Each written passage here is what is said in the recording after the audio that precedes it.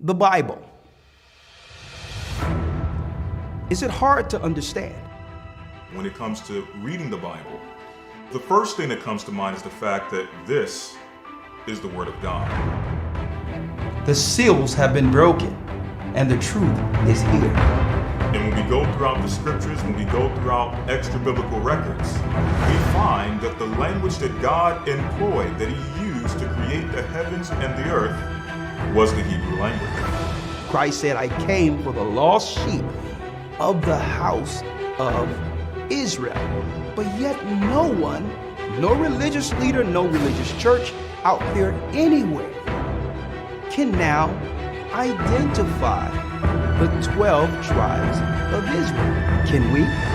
God is quite simple, but it seems as if man makes understanding Him hard. What are those mysteries? The truth of your book and the truth will make you free.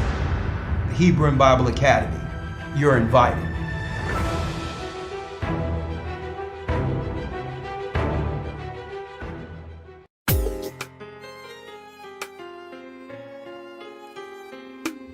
Shalom, shalom.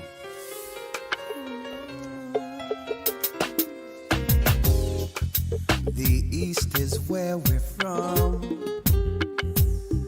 The 12 tribes of Israel. Shalom, brothers and sisters. Come on in. In 721 BC, the Assyrian king, he took us down, we fell. With a great escape, we went through the Euphrates. The Lord held the water still. To a land where no mankind dwelt, we went. Blessings. Happy Feast of Purim. 12 tribes of Israel. That's who we be, we be.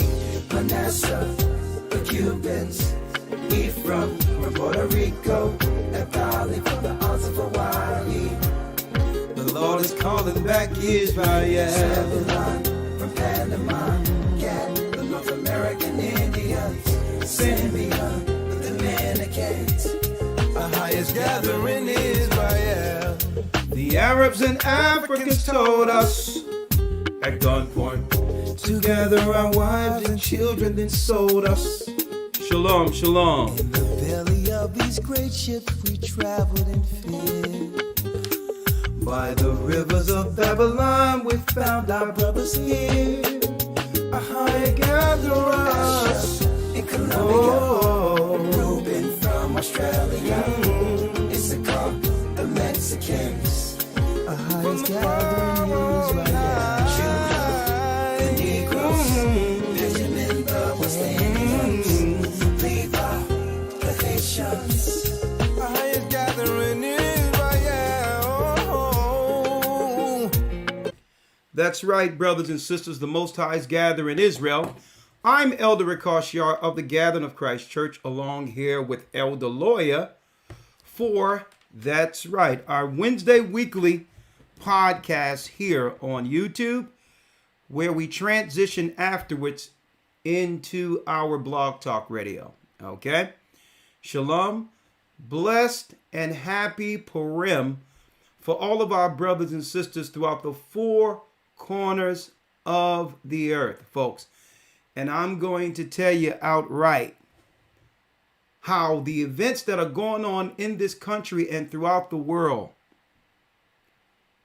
actually, transitions. I'm not transition, but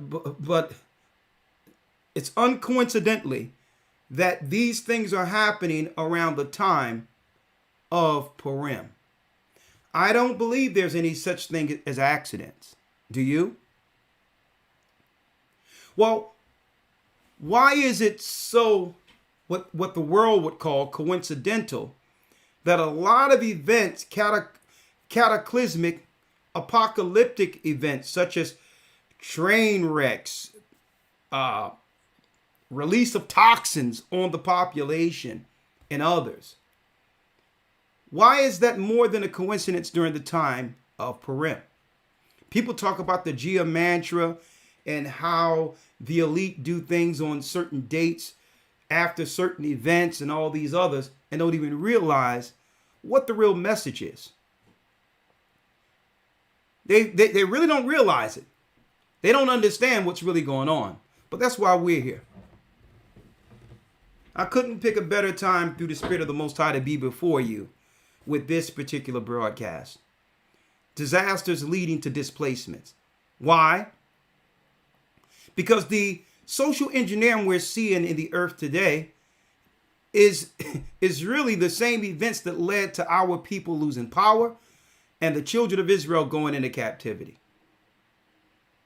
Indirect social disasters gave the government full complicity to put armies in place and eventually come after us. And that's what I'm going to talk about today, because it didn't just happen. It's just not happening during our current time. It happened when we were in Persia, the Persian captivity. It happened subsequent to that during the Roman captivity. And it so happens the governments were planning to not just disrupt our environment, but use political disasters or political or social ills as a pretext to indirectly attack us as the target. To attack our people as the target. And we're going to be talking about that tonight and others, bringing forth some news, okay, also on the derailment in Ohio and in Texas, yes. And also we have some good news for those who have a concern about the Passover this year in Cleveland. Of course, we were working around the clock once we heard the news, after realizing that these chemicals could affect the Passover next month. All right, that's why I'm here before you also. So I have a lot of news, a lot of prophetic information to bring forth today. And I hope you all can help us out. But you wouldn't believe how prophetic what's going on here today is until you hear this broadcast of what the government's planned against us, which led to the Memorial Day, the Hebrew Memorial Day, called Purim. A 2-day celebration given of gifts. These are the days we give our loved ones gifts, okay, for a specific purpose or reason, as a celebration for our God delivering us from our enemies during the time of the Persian captivity. Okay, so much I have to unpack. So I'm going to jump right in. But before I do, of course, I would need to make a few announcements. Okay, and then we're jumping right in. And then we're opening up the calls. And it so happens today, instead of me going into a monologue and things of that nature, you got the gist of the monologue. I'll have Elder Lawyer right beside me during this whole broadcast as we bring forth truth, as we unfold and reveal the evils that are really going on that's leading to what? Social engineering and displacements of whole communities. That's right. There's a new form of warfare. It's a new form of warfare going on. It's not an enemy combatant just coming in with arms and shutting off your utilities and shutting things down until they gain order, total cooperation, and afterward replace the government with the regime that would go along with the New World Order. Well, there's many levels of warfare, and I'm going to discuss some of those with you today, this evening. Come on in and help, and happy Purim to my brothers and sisters. And please, as you come in, please, as you file in, hit the like button. Okay? Let me get through these announcements so I can jump right in. Brothers and sisters, the next Hebrew and Bible Academy, hold up. Real quick. All right, I'm good. The next Hebrew and Bible Academy starts March 12th, 2023. You can enroll by going to historytimes.org I would like you to go there, enroll in this. It's very inexpensive, it's very cheap, but that will help us consolidate some type of resources to help, okay, at the end of all of what's going on. Go there and please try to get in before March 12th so that the administration isn't working around the clock at the last minute. Okay? All lessons in this upcoming academy will have an overall theme centered around spiritual warfare. Okay? Spiritual warfare and how to battle against dark forces.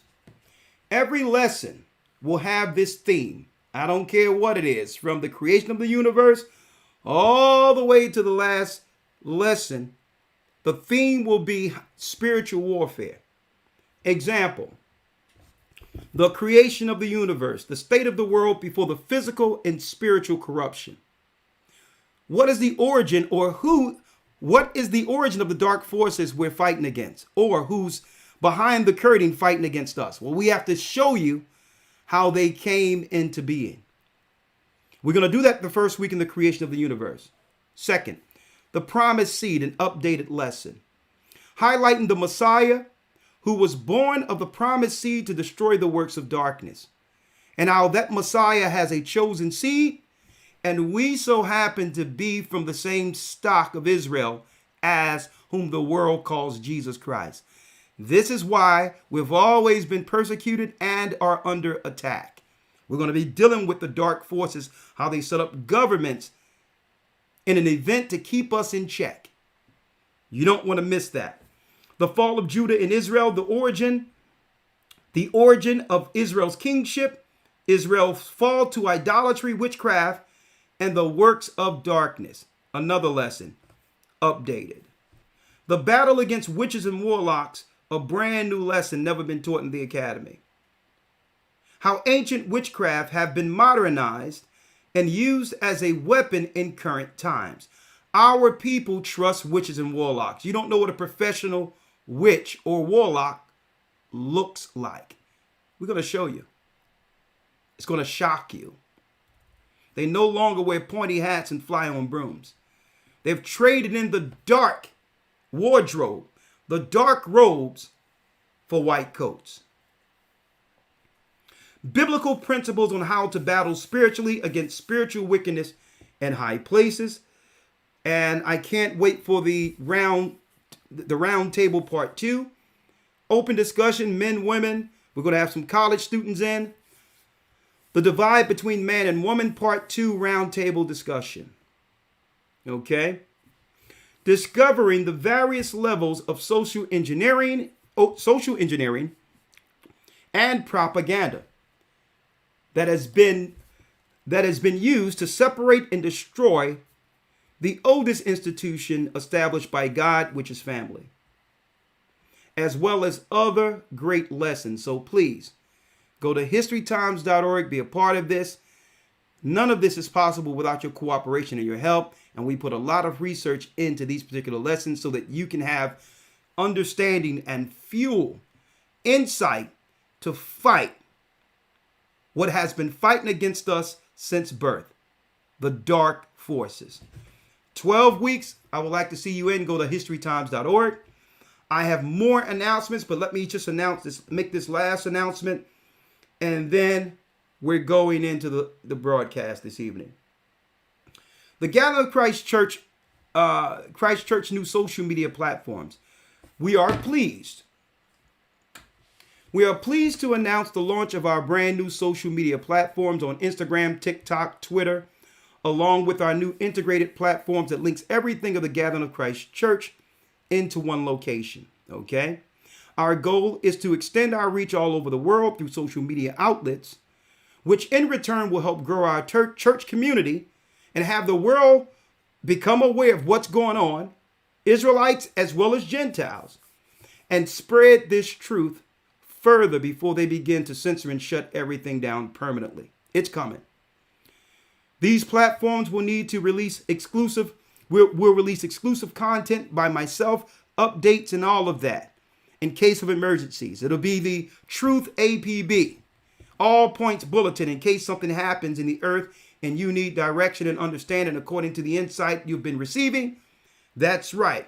We'll be able to pull up all these at once and transmit that signal. Please support us by subscribing and follow and share with all of your family and friends, those who think to be interested in understanding what's going on. Okay? Even if they don't believe the Bible, still suggest, share, send it to them, because I'm sure there's some information that will help them. And eventually, if it be the Most High's will, it'll open up our family's eyes to see the truth as we see it. All right? So when you go to GedwongenChrist.org, you'll see all of the links, right? We have a place where you can do one link, boom, go there, and all of the places where you can find us is right there. One-stop shop, Gathering of Christ Church, all around the internet right there, okay? Now, I'm going to put this link in the chat right now. Let me put the link in the chat so you'll have it.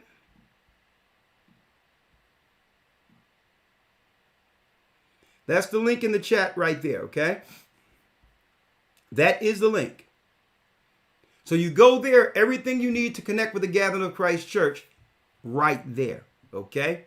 We're going to try to make it as easy as possible for you to find us every place. Last but not least, the GOCC 2023 Hebrew calendars, are now in boxes ready to ship right here. We have them with us. You can order the calendars. We'll get them there to you expeditiously. We are pleased to announce that all of the 2023 Hebrew and Bible calendar pre-orders have been shipped, and your calendar should arrive any day now. Okay? So visit GatheringofChrist.org under Hebrew calendar to get your calendar and get a few for your family. Not just one, but get many. Look at that.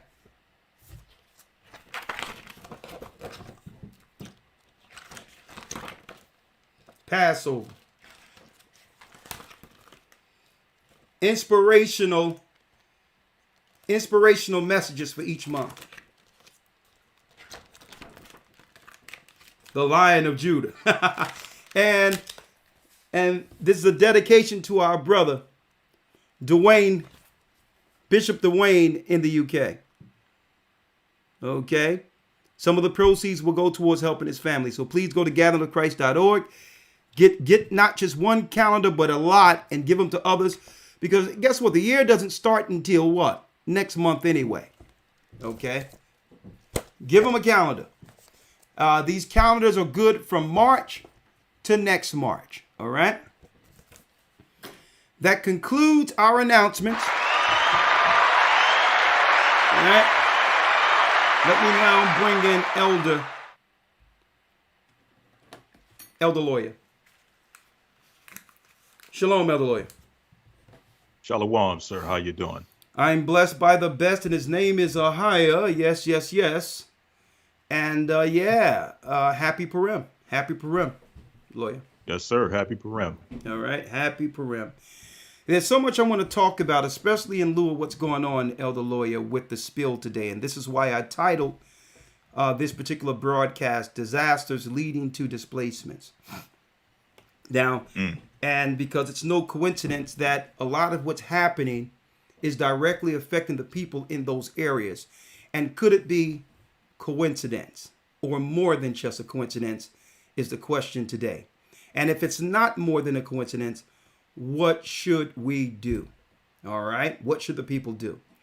I'm going to talk about that tonight and open up the broadcast. I'm going to go through the articles with you since you're here. We're just going to do it all together. But I came up with another segment, Elder Lawyer. I came up with another segment. I didn't tell you yet, so I thought I would announce it while you were on here beside me here. Okay. I came up with a new segment.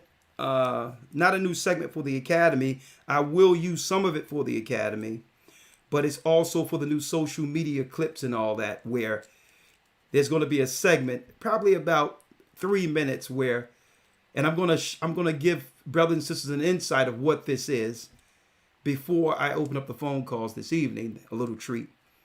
Watching the enemy watch us. Watching the enemy watch us. And it's gonna be 3 minutes or 5 minutes of us showing others explanation of what we are and what this ministry is. Right? Because Absolutely. To me, it's not disheartening. It's surreal. It's weird to hear how others on the outside view what this work is without being a part of it. It's interesting to hear their take and their perspective of what this is. And I'm talking about not those who are just inquisitive. Everyone have the right to be inquisitive, even skeptical. That's fine.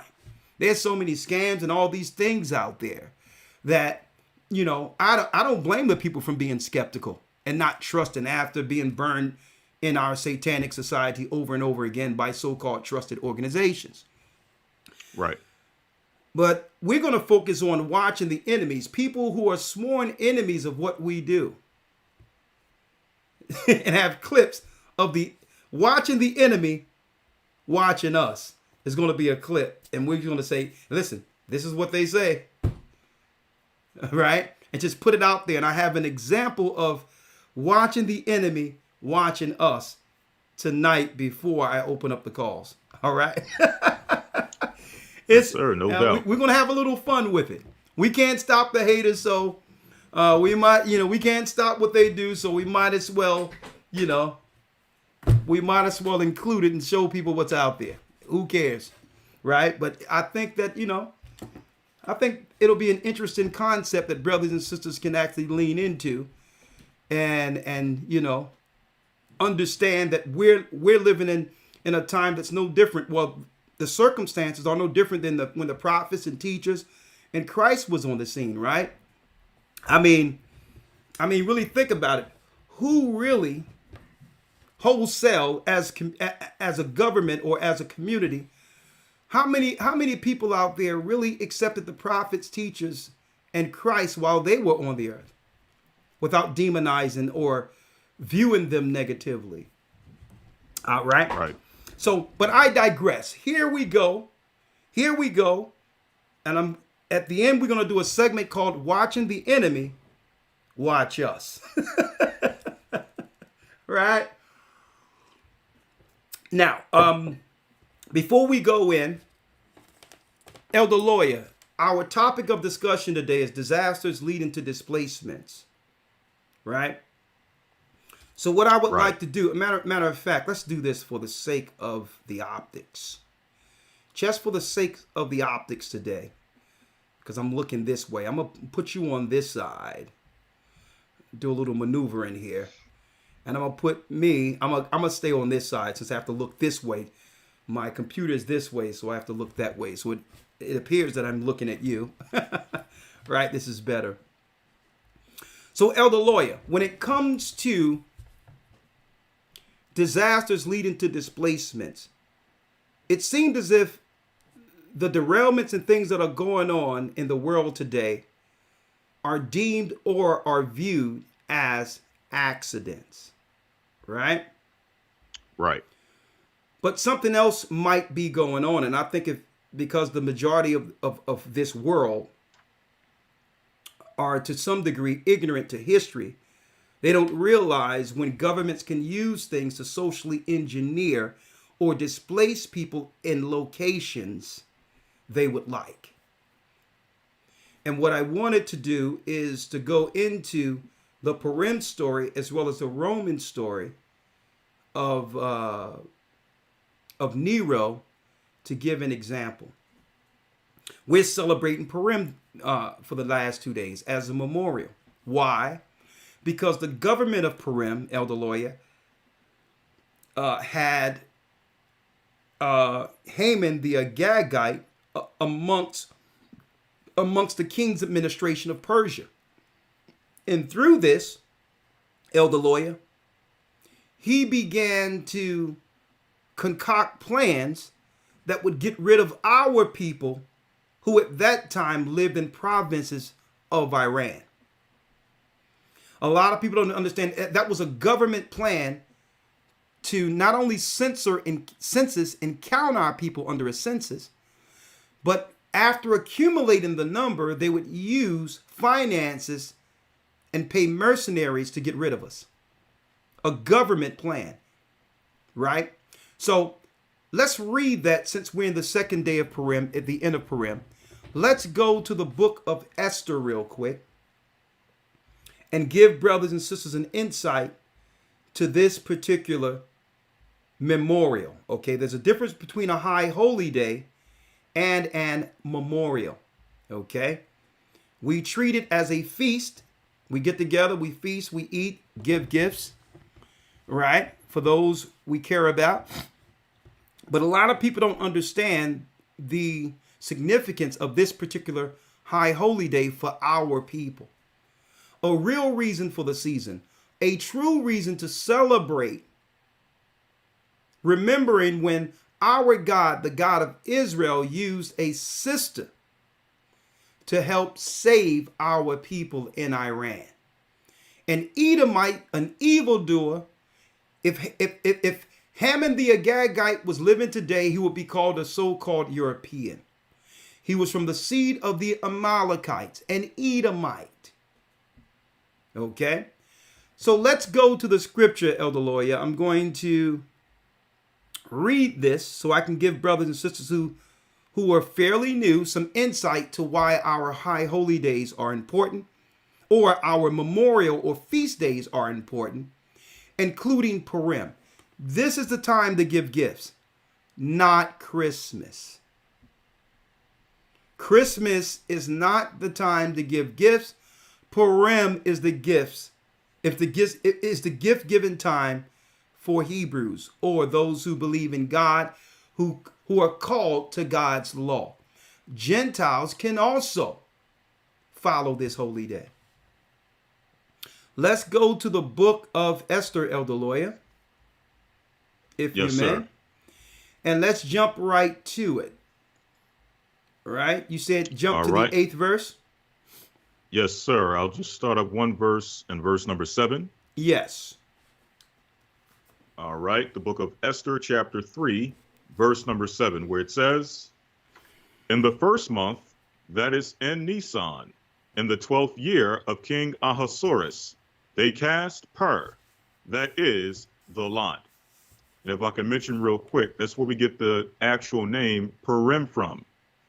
Purim is the plural form of Pur, which means lot. By lot meaning the casting of lots. Okay?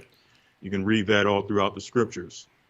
Finishing up in verse 7, it says, before Haman, from day to day and from month to month, to the 12th month. So let me go here. It says from day to day and from the 12th month, that is the month Adar, the real 12th month. We're in the 12th month. We're in the 12th month now, folks. The 12th month isn't in December. For those who don't know, sundown last night began the first night of Purim, which is a 2-day celebration giving gifts to loved ones. Okay. They've replaced these 2 days with what? Christmas Eve, where they have Christmas Eve parties and Christmas. So the pagans hijacked the 12th month with their Saturnalia with Christmas Eve and Christmas, which have nothing to do with why we give gifts. They switched their new year to January so that their 12th month can be in the dead of winter. Okay?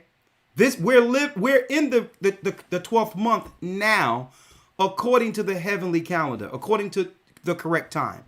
There's nothing new from December to January. Okay, there's something new from February to March, where as you get closer to the new year, what happens? You have more sun and the earth warms, leading to springtime. Happy New Year. Okay? Go ahead, Elder Lawyer. Yes, sir. Verse 8. And Haman said unto King Ahasuerus, there is a certain people scattered abroad and dispersed among the people in all the provinces of thy kingdom, and their laws are diverse from all people. Now listen to what. Neither. Now listen to the reason. Listen to the reason the government has planned to come against us. Haman, an Edomite, a pagan, is upset that what? He's upset. There's a certain. There's a certain people. Go ahead, Elder Lawyer. Yes, sir. There's a certain people scattered abroad and dispersed among the people in all the provinces of thy kingdom. Come on. And their laws are diverse from all people. Their laws are different than our laws. Okay, they're insulting your kingdom. You're dealing with these holidays and those holidays and eat this food and do this food. And now they are insulting us by saying what?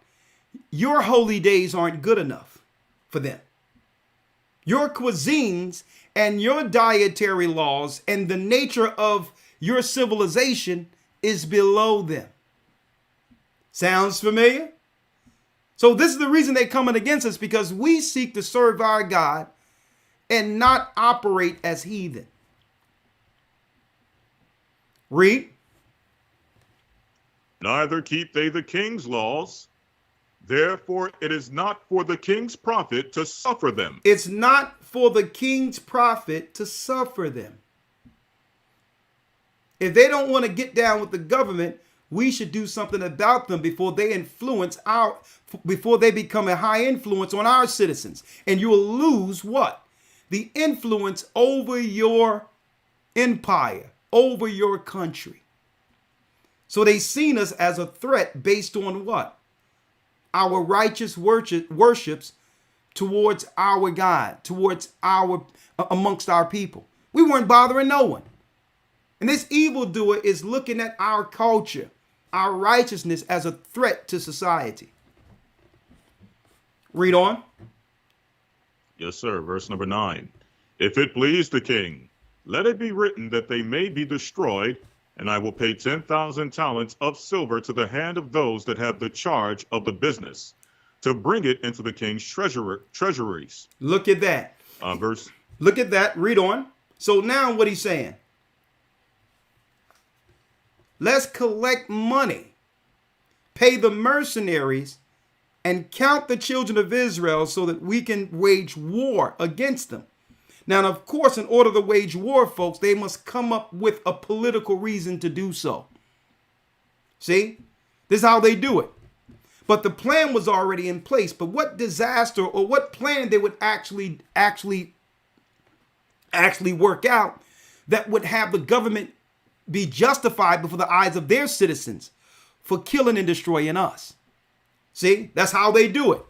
They come up with the plan first. Here it is. We aren't bothering anybody. They come up with a plan first, and then they come up with a reason to assail or to fall on our people politically.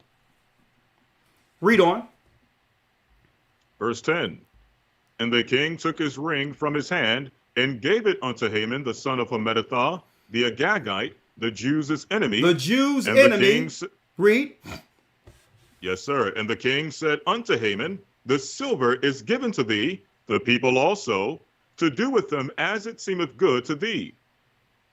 Period. Then were the king's scribes called on the 13th day of the first month, and there was written according to all that Haman had commanded unto the king's lieutenants and to the governors that were over every province, and to the rulers of every people of every province, according to the writing thereof, and to every people after their language. And the name of King Ahasuerus was it written and sealed with the king's rings. And what did it say? Read.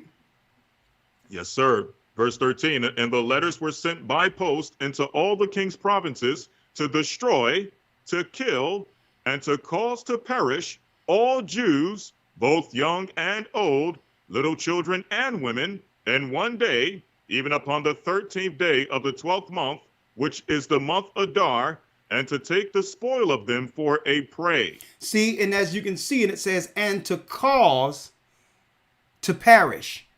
So you must have political political cause to come against these people, folks. And one way of coming against people without them understanding that it's an indirect attack is to make what the people do naturally illegal. To demonize you just for existing. Don't forget, folks, they're coming up against us because we have separate laws and practices religiously, as they would deem, from these other empires. So automatically, they're demonizing us for just existing. This is the same thing they do in our communities, folks. They look at what we do naturally and find a way to tax it or demonize or criminalize it. And their people can do the same thing and pay no crime for it. So this one, when it says a cause to do so, they had to create a political cause that would justify the end of them coming against us. Like the war on drugs and the other things they've put in our communities. And we thought, man, war on drugs, that's a good thing. Drugs are bad. Not realizing that it was a war on our community. It was a war on us. We were just doing, not that it was right, but we were just doing what the Italians were doing, what the other nations were doing to get out of the rut. I mean, they weren't going to give us any finances after building the country. So we started doing what they were allowing the other people to do. Okay?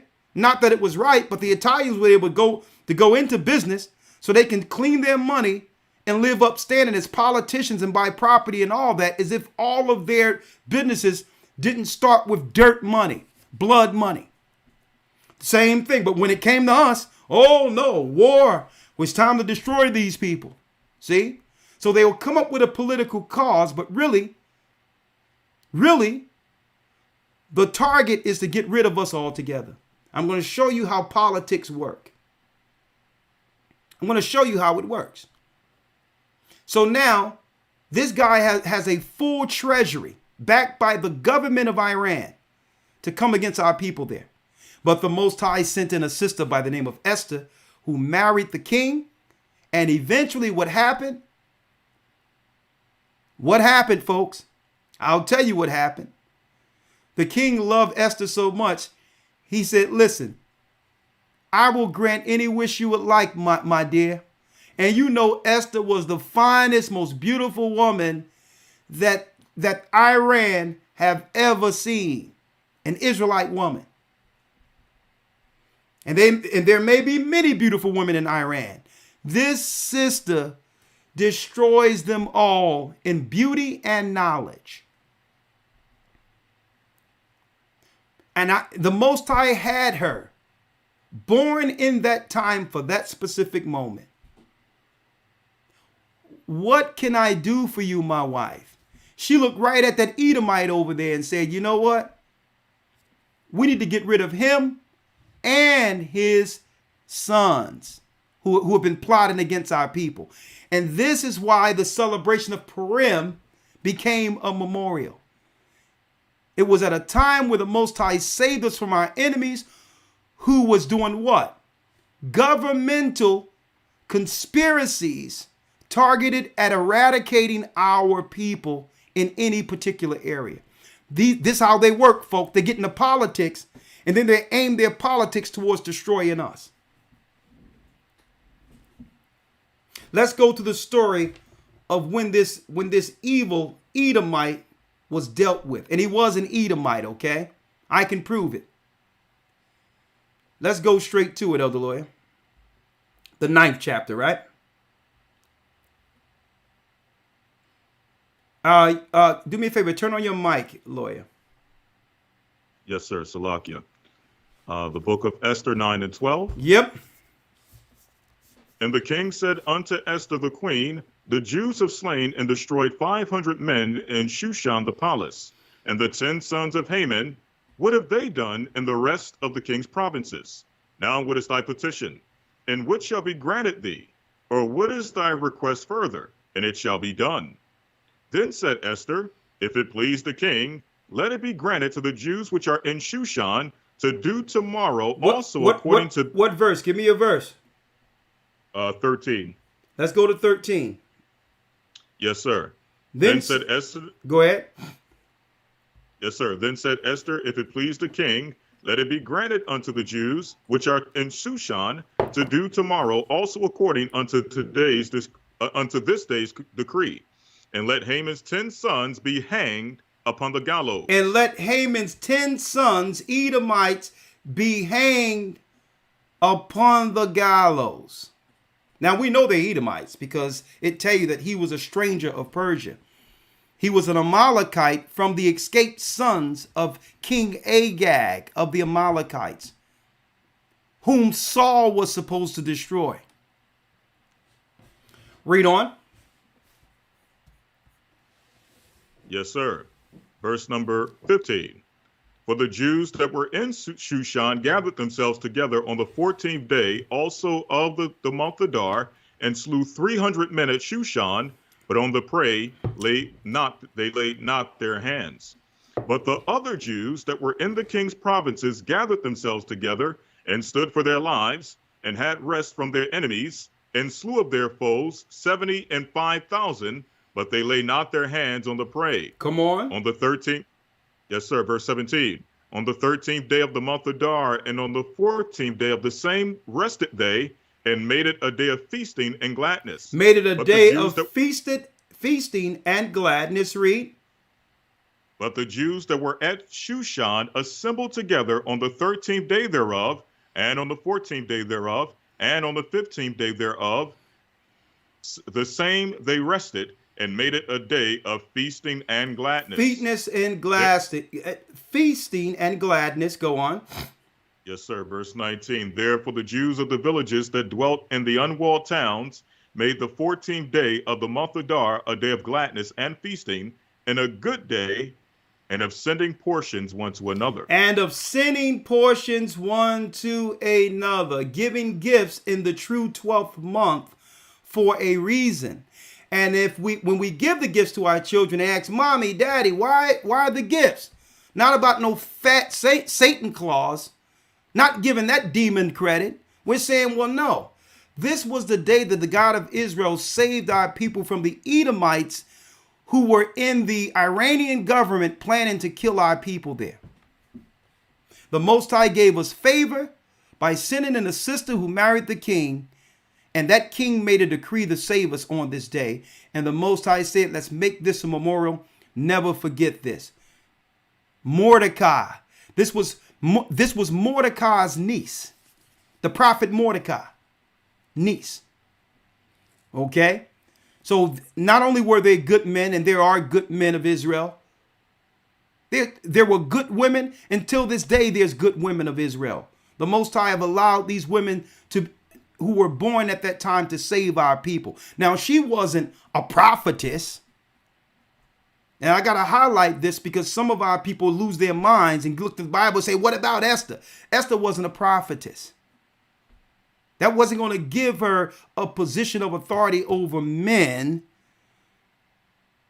or give her a priestly position to teach Torah. So, but in her femininity, it put her in position. It put her in position to do what? To help our people. Her uncle, Mordecai the prophet. Mordecai was a respected teacher at that time. So women cannot use that and say, well, Esther in the Bible. She wasn't a prophetess. She was in order with the men over Israel. And the Most High put her in position to help Israel sustain during that particular time. All right. So we have to straighten that out too, because some women be trying to use the Bible to be out of order. Okay, let me put that. Because what about Esther? Esther wasn't a teacher of the Torah. She wasn't over the congregation and all that. Mordecai was. Okay. So let me straighten that out. So this is why we have our day of memorial, which is the day that we should be celebrating, not Christmas. When you go get the calendar, When you purchase the calendar, you'll have all those days in there. Even next Purim, you'll know exactly when it starts. Or you can go to gatheringofchrist.org and look at the dates to know when our holy days fall. Okay? So that next year, this time, you can use these 2 days as your so-called Christmas instead of Christmas. You have a real reason now to give your children's gift, and you can explain the value of what? Respecting a God who would save us from government conspiracies to destroy us. Which leads us, Elder Lawyer, to the Roman Empire. Because the Edomites weren't going to stop there, right? The Edomites weren't going to stop there. No, no, no. They weren't going to stop there. Let me pull you up here, Elder Lawyer. As you can see on the screen here, we have what? We have Nero. Nero. Now, this happened around what? 70. It was around 64 or 63 BC, 63 AD. Where you had a guy by the name of Nero, Elder Lawyer, who fiddled while Rome burnt. Right? Now, I have a picture of Nero. You can't see it. But what Nero did was he felt the threat of the Christians, and that was us at that time. The Christians were originally all black before the Roman and Gentile conversion. He seen this as a threat to his empire, and he attempted to do what his forefathers, like the Agagites, like Haman, could not accomplish. He lied and claimed that the black Christians in Jerusalem came into Rome to burn the markets, and that we were a threat to the Roman citizens. And now the Roman citizens are asking the government to shape legislation that would protect them from our people. Now, when you go into the annals of Rome, it wasn't the Jews, it wasn't our people who burnt those markets at all.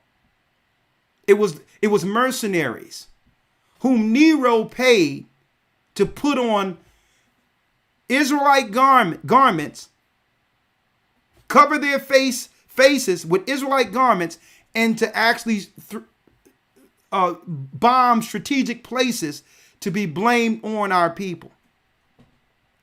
See?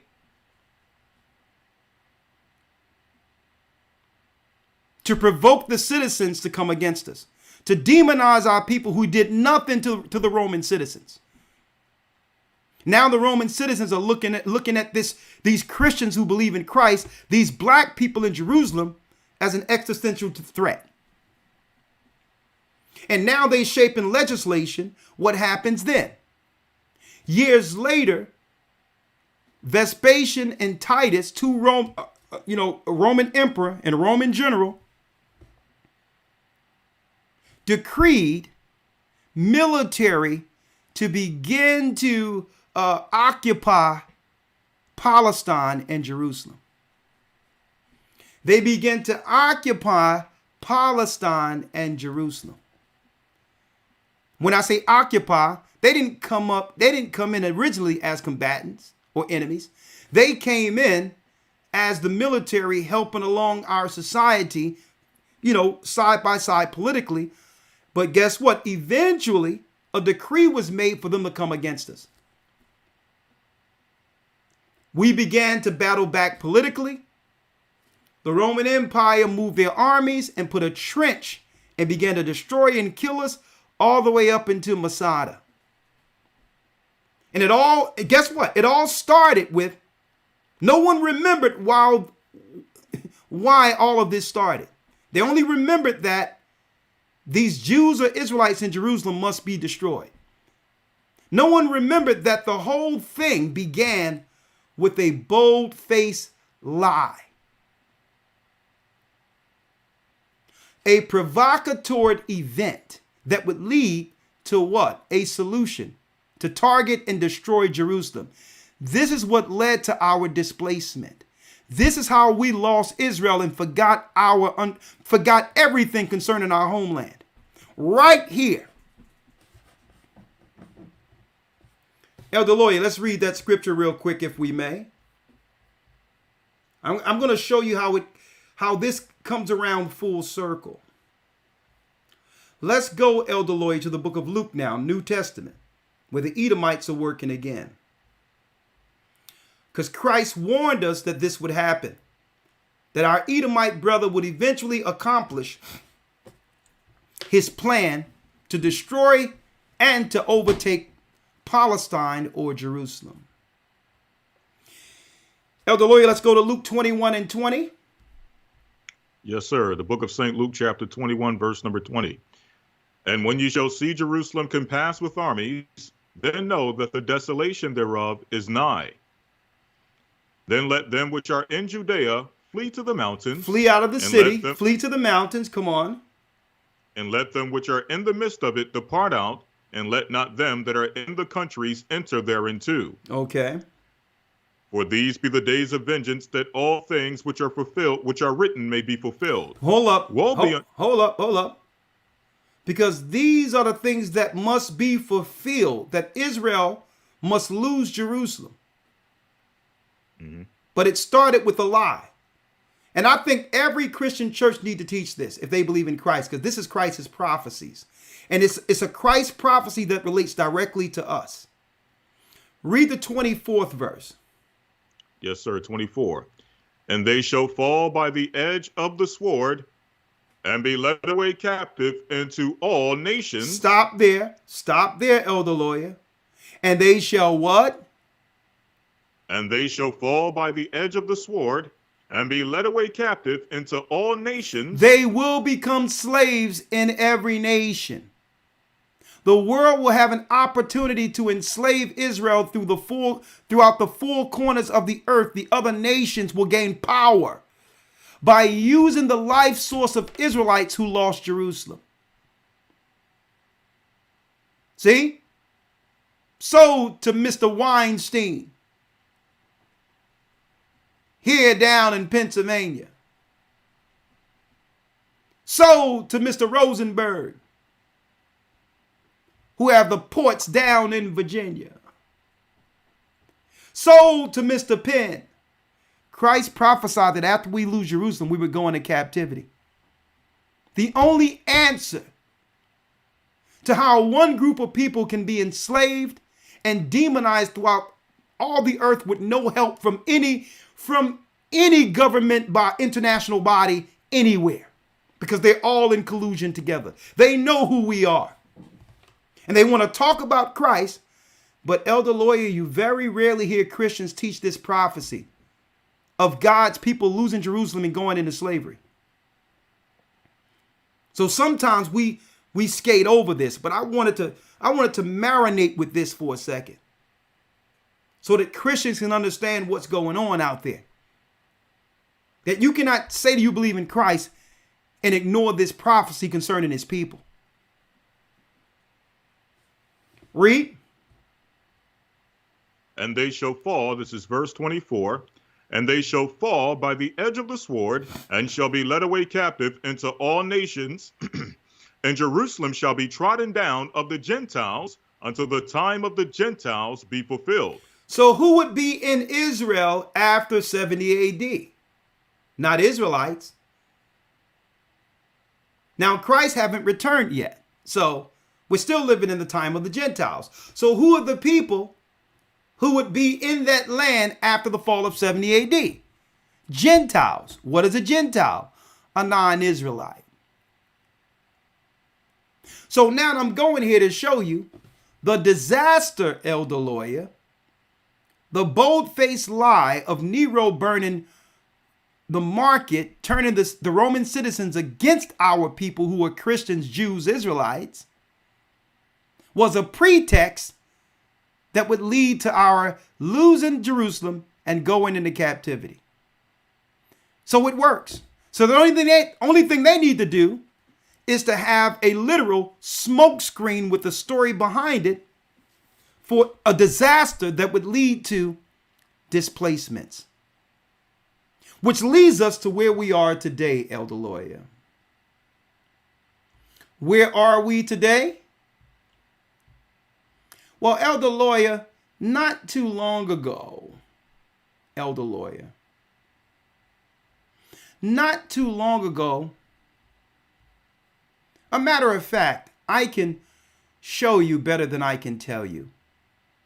There's a production out there where a train would derail. Now listen to where this is, Elder Lawyer. In East Palestine, Ohio. 70 AD is when they came against us in Palestine, and it led to captivity. But guess what? It was a Netflix movie that came out that said that there was a derailment. A matter of fact, Elder Lawyer, check out the trailer.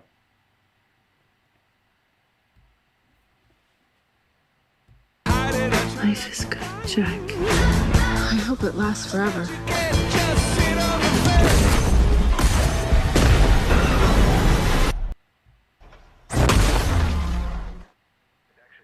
Let's watch a sitcom or something. No! They're calling it the airborne toxic event. We won't come this way. Will we have to leave our home? Of course not. How do you know? I just know. Okay, what if it's dangerous? Evacuate all places of residence. What you just saw was a trailer. Do it again. Life is good, Jack. I hope it lasts forever.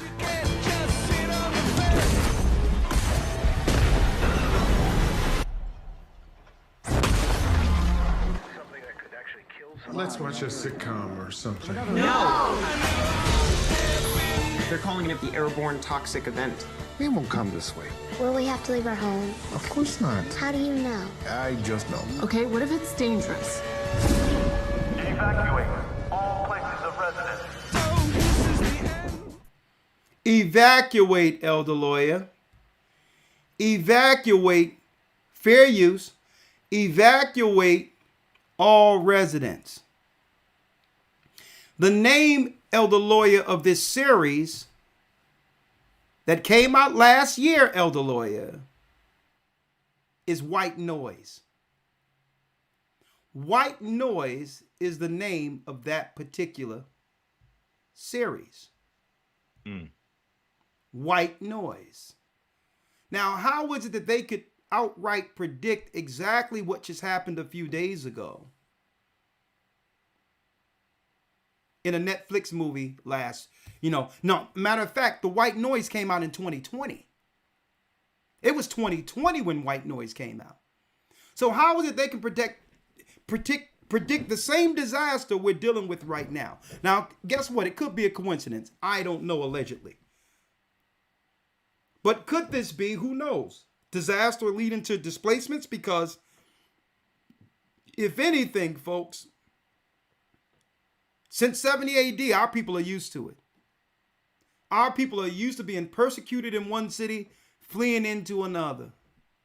One disaster socially engineer us to another place where we just look to just survive and serve our God. Elder Lawyer, check this out. I have more. Ohio cleaning up toxic train derailment. This is Reuters News. Now, I have a lot that I'm going to talk about within the next couple of weeks with this, because I don't think this thing is going to just end. Ohio cleaning up toxic train derailment as pollution plume moves downstream February 14th. Cleanups is moving quickly after a train carrying a toxic materials derailed in Ohio 11 days ago. Ohio Governor Mike DeWine said in Tuesday, while residents and observers questioned the health impacts of the pollution that spilled in the Ohio River. Now, let's go into some of the chemicals. That looks just like the production, right? Union warnings.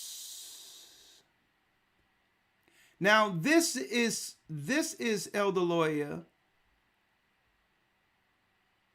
Is almost synonymous to with the cocktail of chemicals that spilled. It will be no different than if someone dropped the bomb. Right. We're going to go into those chemicals in a moment. But before I go into those chemicals, I want to show something. I already told you. Nero burned 7 cities and blamed it on an enemy. And eventually they would come against an enemy and displace an enemy, right? CBS News. Texas officials investigate chemical leak that triggered shelter-in-place order. So, Elder Lawyer, it's not just Ohio. February 12th, it happened coincidentally in Texas also. Chemicals, almost related to the same chemicals that went down in Ohio, which outright led to a high evacuation. Right now, of course, I'm just using mainstream information right now, but you know I'm going to have to talk about this more in the coming weeks and on other platforms where I can actually speak about and give testimony of those on the ground, right? That isn't mainstream, right? So a lot of us didn't even know, Elder Lloyd, this happened in Texas too.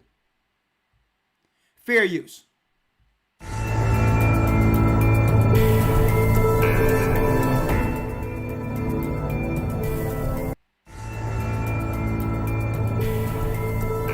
Let me break it down one piece at a time. Times now.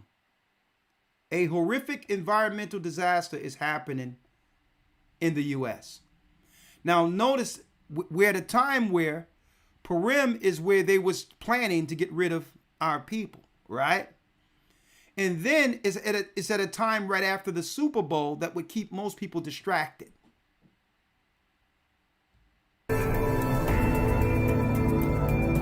A train carrying vinyl chloride derailed in Ohio. Now, folks, this is deep. Vinyl chloride.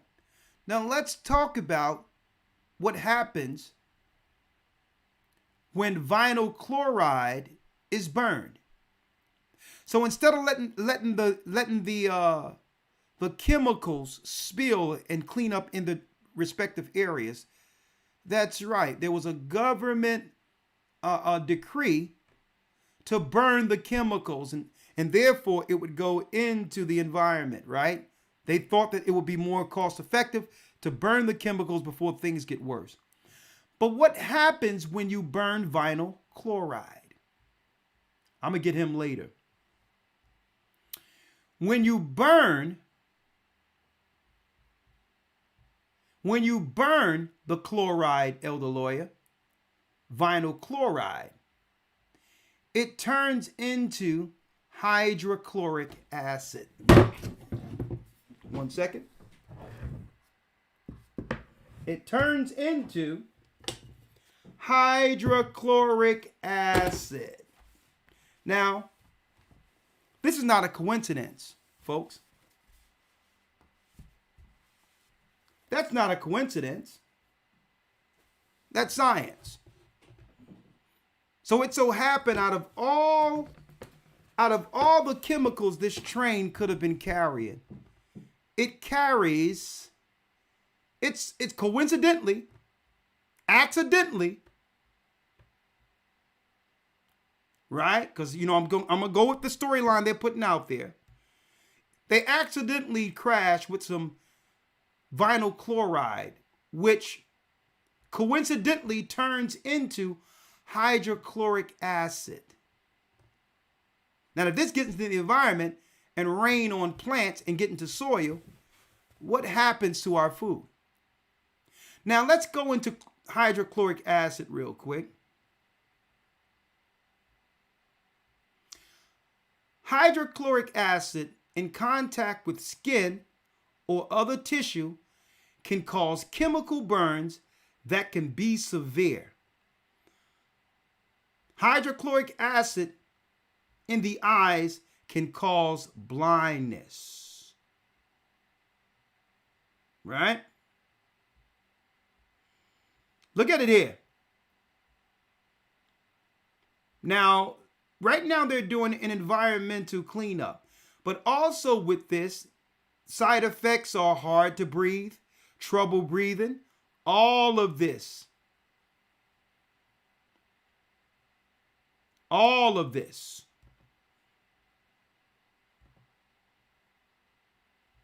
So coincidentally, the train was carrying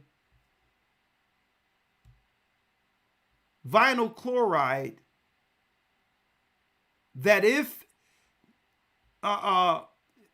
it comes combustible, if it's burned, it turns into, get him out of here, because I'm going to bring him in later, hydrochloric acid.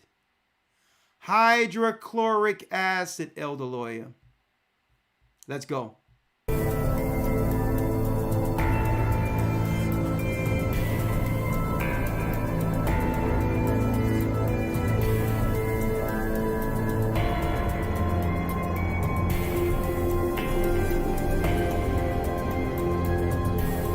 Then it says another, it's a coincidence, y'all. Another train carrying hazardous materials derails in Texas. All of the chemicals together is almost as if a foreign enemy dropped a bomb strategically where a water supply would affect that particular community. So it's coincidentally that it's happening, but hey,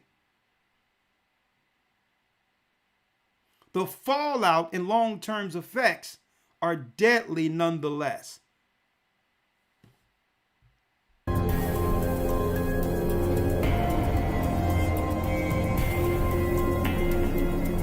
So now, another lawyer, we have another hazmat situation where the authorities have to come in and have hazmat under a disaster. Right.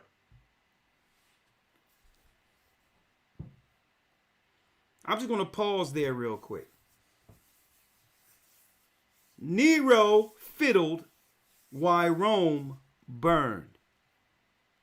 Hit that like button now, because y'all know we going in today.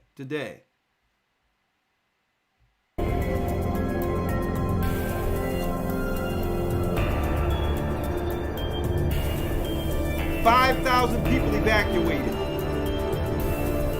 The toxic gas can cause vomiting and breathing trouble.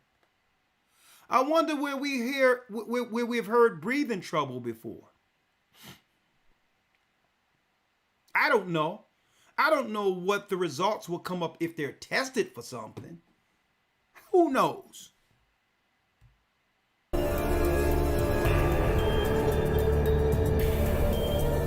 A cataclysmic situation triggers safety questions.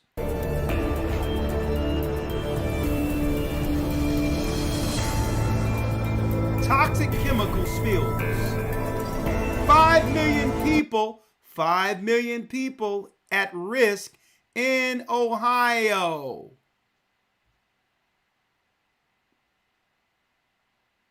Now, again,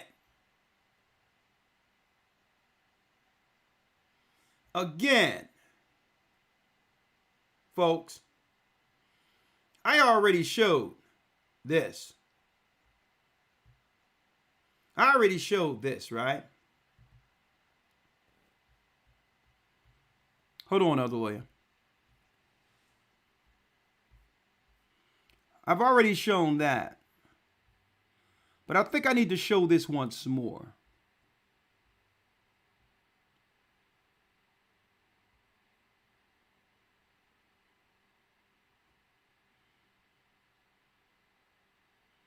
1 second. I think I need to show this once more.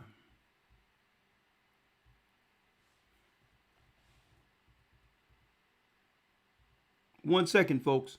Stay with me.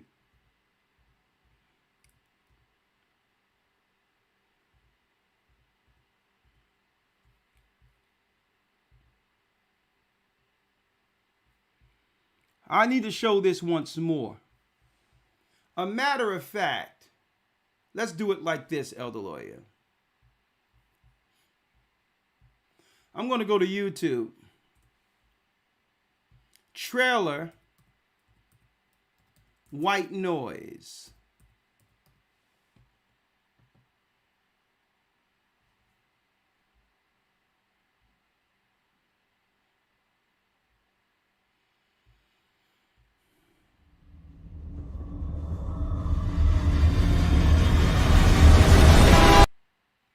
Trailer white noise, fair use. Fair use. For educational purposes only. Jack, wake up, we have to leave. 5 more minutes. No more minutes. Okay, roll film. Would you like that, a protein? That stuff causes cancer in laboratory animals, in case you didn't know. Either I chew gum or I smoke. Well, these Or something.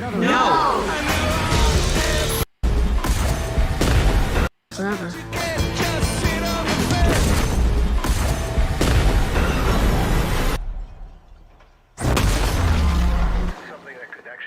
Let's watch a sitcom or something. They're calling it the In the same place, folks. East Palestine.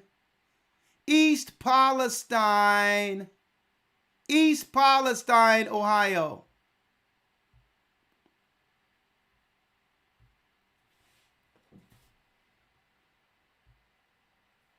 Look at that. I need y'all to look at this. 5 million people at risk.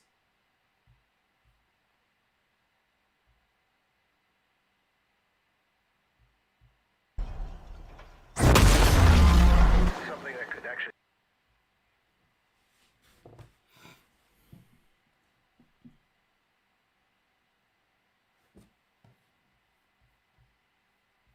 And now,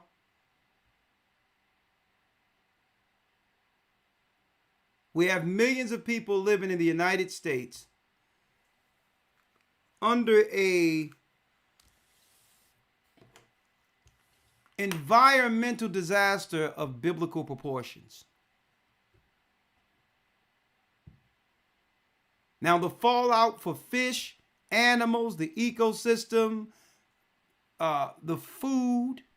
Now they're saying that this hydrochloric acid, which that's what this stuff will turn into, will drift from the Ohio River into the Mississippi, and when this stuff attaches to water, it becomes even more toxic.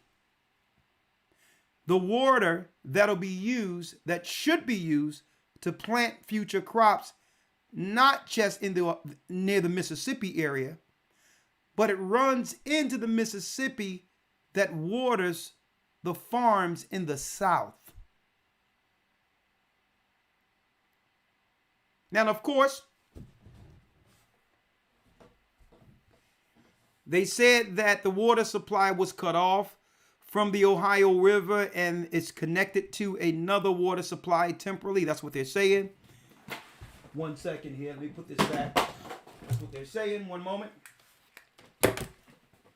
But nonetheless, this is what we're dealing with here. 1 second. Let me tape this up here.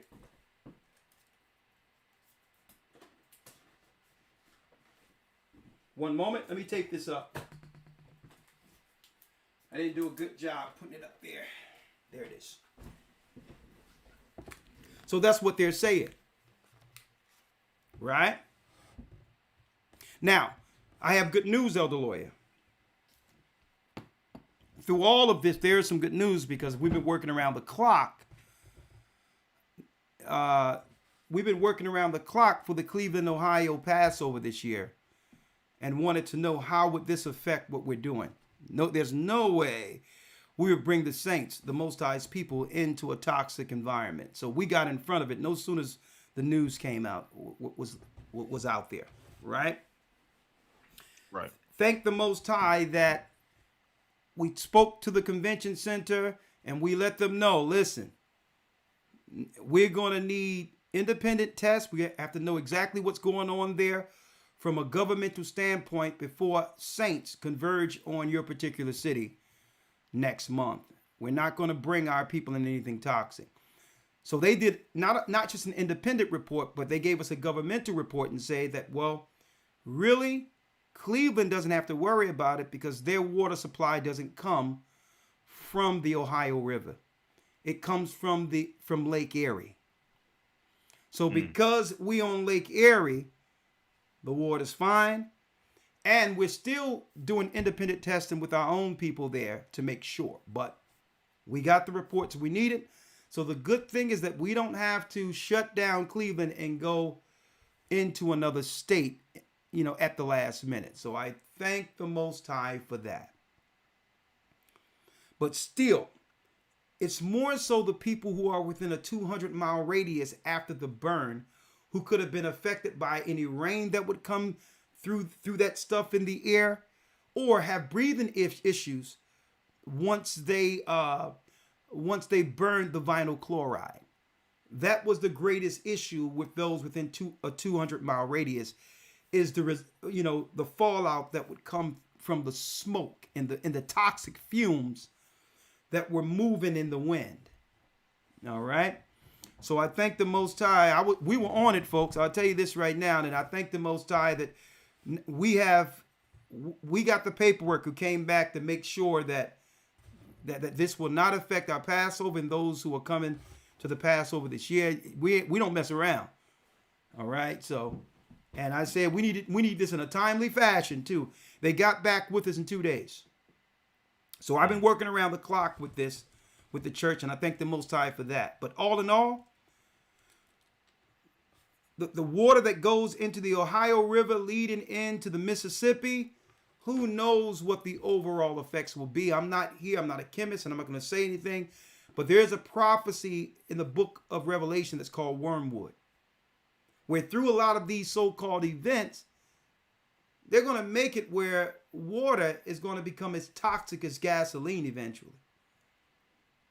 And so that leads us to deal with alternative resources, knowing what's coming down the pipeline.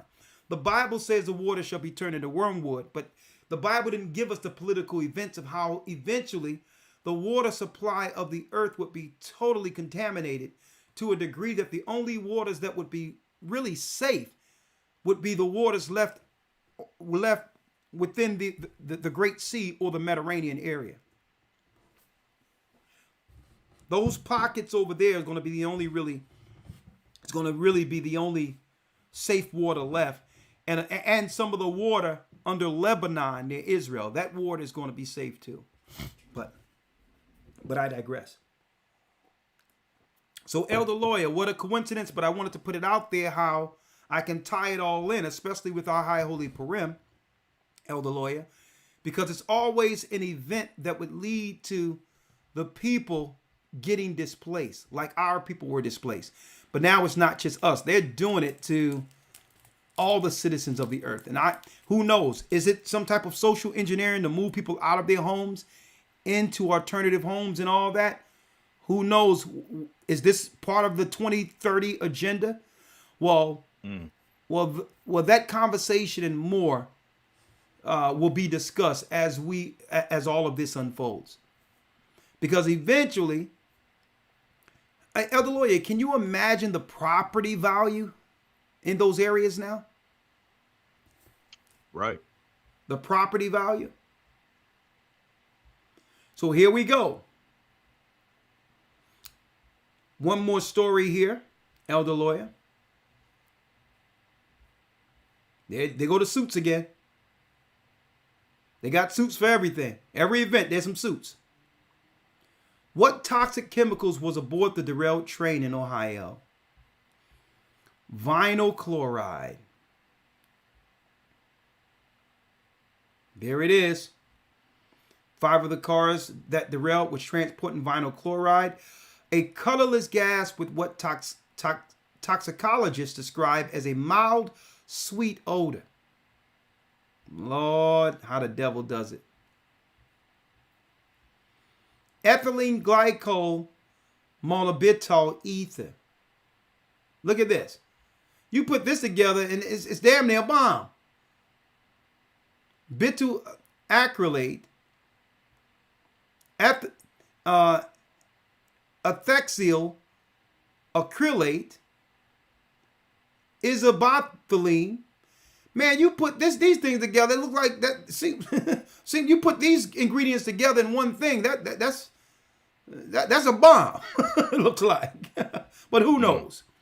It could be. Who knows? Allegedly, but somebody put that stuff together. If an enemy came and dropped something like that on the country, then America would declare war, right? If this was Al-Qaeda dropping something in America like this, I mean, with Elder Lawyer, with accidents like this, who needs a nuclear fallout? Right.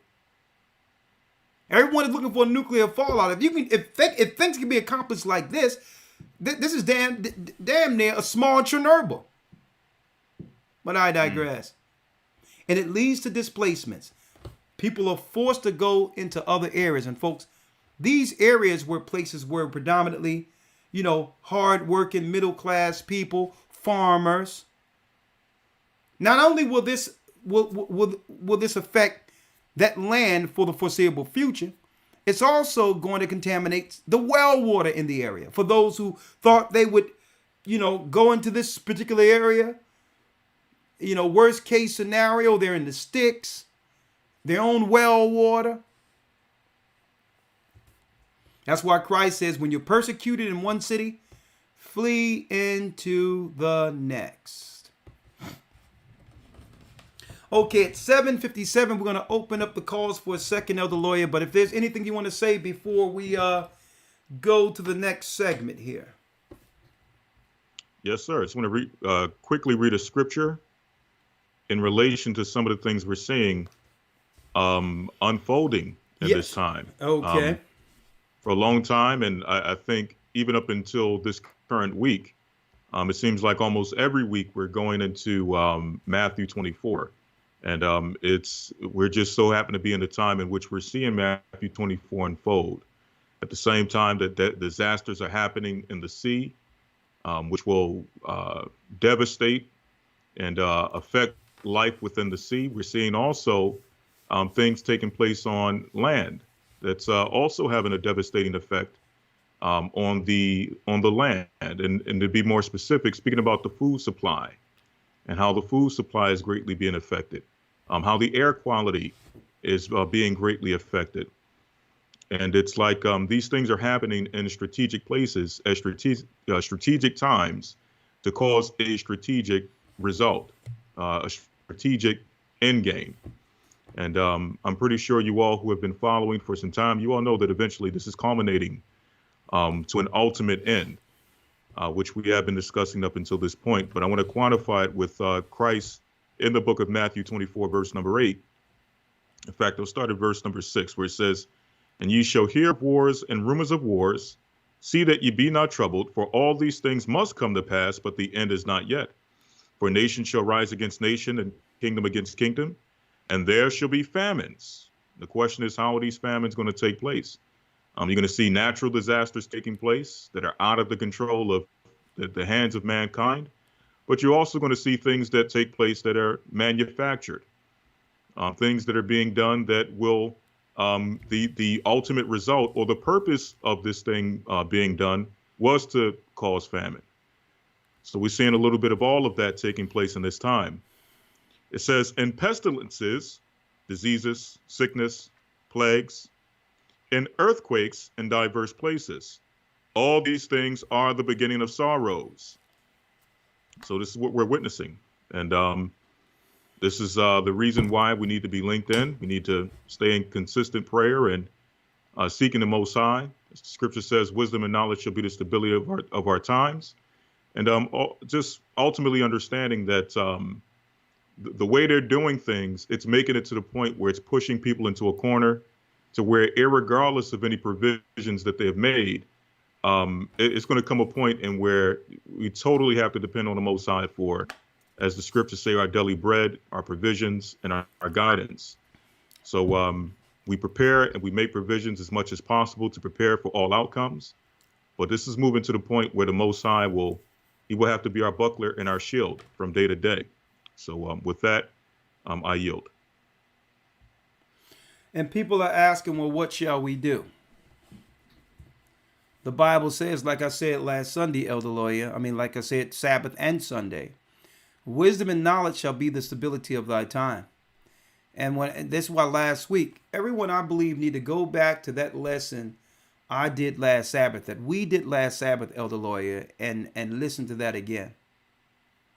Because the Most High says, don't let our sins weigh us down. Right. There's enough issues. When it says wars and rumors of wars, our people, the people of this earth, don't understand, according to God, what war looks like. Does this look like a war zone or what? There's nothing to have the same ingredients for a bomb transported another way. There's nothing for them to do that. If someone is at war with an enemy, then a country will drop a bomb on another country to let the country know that they are at war with them. But if you don't want to know your enemy, you can still make the same outcome if you don't want them to know that they're at war with you. Does this look like a war or what? So when Christ say wars and rumors of wars, you have to realize, folks, there's many levels of war. Right. The political outcome is to move the people and have the moral high ground to come against a targeted enemy, like the Roman Empire. See? So how do we do this? We have to provoke a scenario through an event. Now, you would rather your enemy come against you or give you cause where you don't have to create events. But when an agenda isn't moving quick enough, events pushes it. Events speeds up the process for them to get to their targeted agenda. Nero set back while 7 areas of Rome burned and fiddled. Because why? The people were screaming, oh my God, what's going on? And he's like, well, don't worry about it. The Hegelian dialectic. Problem, reaction, citizens, and we'll come with the solution. We'll send the army. We'll send the army. And Elder Lawyer, let's really look into this and keep our ear to the ground to hear whether or not Biden or the governors come out and say they need help and assistance to clean up this area from the National Guard. Mm-hmm. Or right. Maybe the UN peacekeepers have to come in and help with the environmental cleanup. Keep your ear to the ground as prophecy unfolds. Okay? Last but not least, Elder Lawyer, and I'm going to open this up. We must what? First and foremost, I told people for years, make sure you have food. Make sure you have water, clean water. I have 2 big tanks filled with water. Big tanks. If you have the option, make sure you're living in a place that have well water. Okay? The Bible says be like pilgrims in those days. We have to look at how much we're paying for rent. If we're paying $2,000 a month for rent, going to nowhere but landlords, right? 2,000 times 12, that's $24,000. That's rent that's going into a hole. when someone can find 1 acre somewhere that's on a well, or where you can drill in and have your own water. 1 acre or 2 acres in some rural area somewhere cheaply. Buy yourself, if you need be, to stack money, an RV or something that's transportable with a truck so that you can live in case of an emergency. Or you can live in it while you stack your money. That's right. You'll still have internet. You'll still have water, bathroom. And some of these RVs looks almost like a home. We'll pay a monthly payment on a car that goes nowhere. But you get a trailer, something like that, on 1 acre of property with your food and all that. You're stacking money and all that. You could pay cash for it. Some of these things used are $15,000, $10,000. Clean that thing up. Get a construction worker in there to put nice beds and all that, and start thinking about alternative living. Elder Lawyer, some people, they was talking about, at tabernacles and all that. Yeah, I seen Elder Lawyer, Elder Ricard, yeah, I seen RVs and things like that. I can understand one day, folks, we may have to live with what we have, and we may have to be able to move our homes in the midst of certain situations. Mm-hmm. So instead of people looking at it and saying, well, what's going on here, what's going on there, they should be checking it out and saying, you know what? I can have the place I'm at, but still have alternative living in case something like this happens. Something like that happens. Someone could have hooked their house to their car and went into a whole nother state somewhere until things subsided, until it was safe to go back. We have to start forward thinking. I'm going to start talking about some of these things, especially in the academy, because sometimes, don't forget, we're living in a time of plenteous before the time of famine comes. And based on what we're seeing, Elder Lawyer, the domino effect in all of this is that the fact that it's going to lead to less food, a contamination of the soil. So it's time for us to get it right. You can always utilize that. Some people want to take trips and all that and say, I like to take trips and all that, and can't afford all that. Hey, you get into your RV with your truck and you can go to any lake you want and have a good time. And your children wouldn't know that you didn't spend $10,000 or $5,000 to save to go to a vacation. If you can go to any lake you want, and you can go to Disney and be on a lake and all that, and you don't have to buy a room. You don't have to pay for a hotel. You can hook that thing up to any lot where there's electric and water, and now your house on wheels, you can enjoy any place you want, folks. I'm just putting that out there. And a lot of us, I love the fact that we have the tent in the wilderness and all these things and tabernacle, because the Most High is preparing us for what is going to be out there. Because at any time they can create a disaster where what? The government has to make an announcement to evacuate. So we have to get in front of this, folks. Christ said, Elder Lawyer, when you flee into one city, when you're persecuted in one city, because that looked like a persecution to me. Right. When you're persecuted in one city, when it looks like a bomb was dropped in one city, flee into the next. Let's see the whole end of this, Elder Lawyer, before we segue.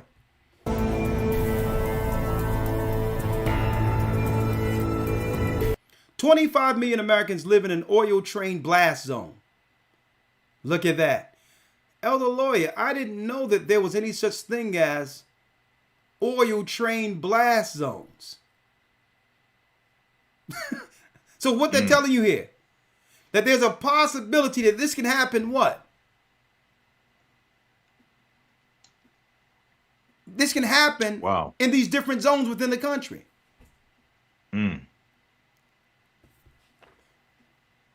What is an oil train blast zone? I didn't know that was a thing. Did you? No, sir. Places that you can expect trains to crash and blow up. Lord in the morning.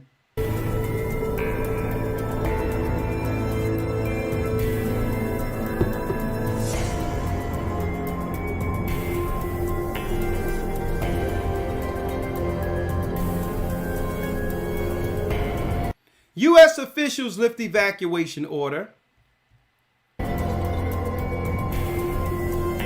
Oh yeah, just go and chill, drink the water, everything is fine. Why U.S. is not addressing the biggest ecological disaster?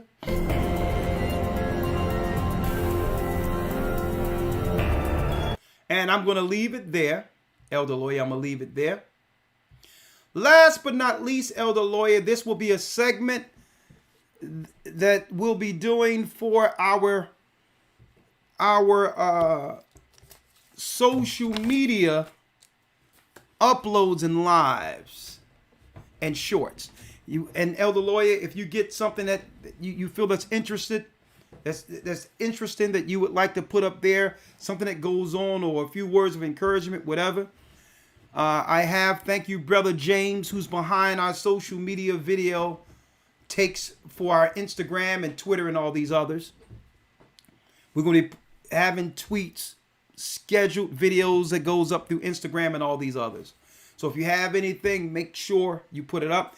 But there's a segment that I'm going to be working on for the Academy and for 3-minute uploads, 3 to 5 minutes uploads on Instagram and others. One of the segments we're going to have, Elder Lawyer, rolling it right out, is watching the enemy watch us. Watching the enemy watching us will be a segment. And since that's a segment, watching the enemy watch us, fair use. Now, normally, Elder Lawyer, I try to stay away from stuff like this, but someone sent this to me. Why? Because this is a guy by the name of Vocab Malone who's with another guy, right? Misrepresenting our church. Now, he's not just talking about, now the guy is asking,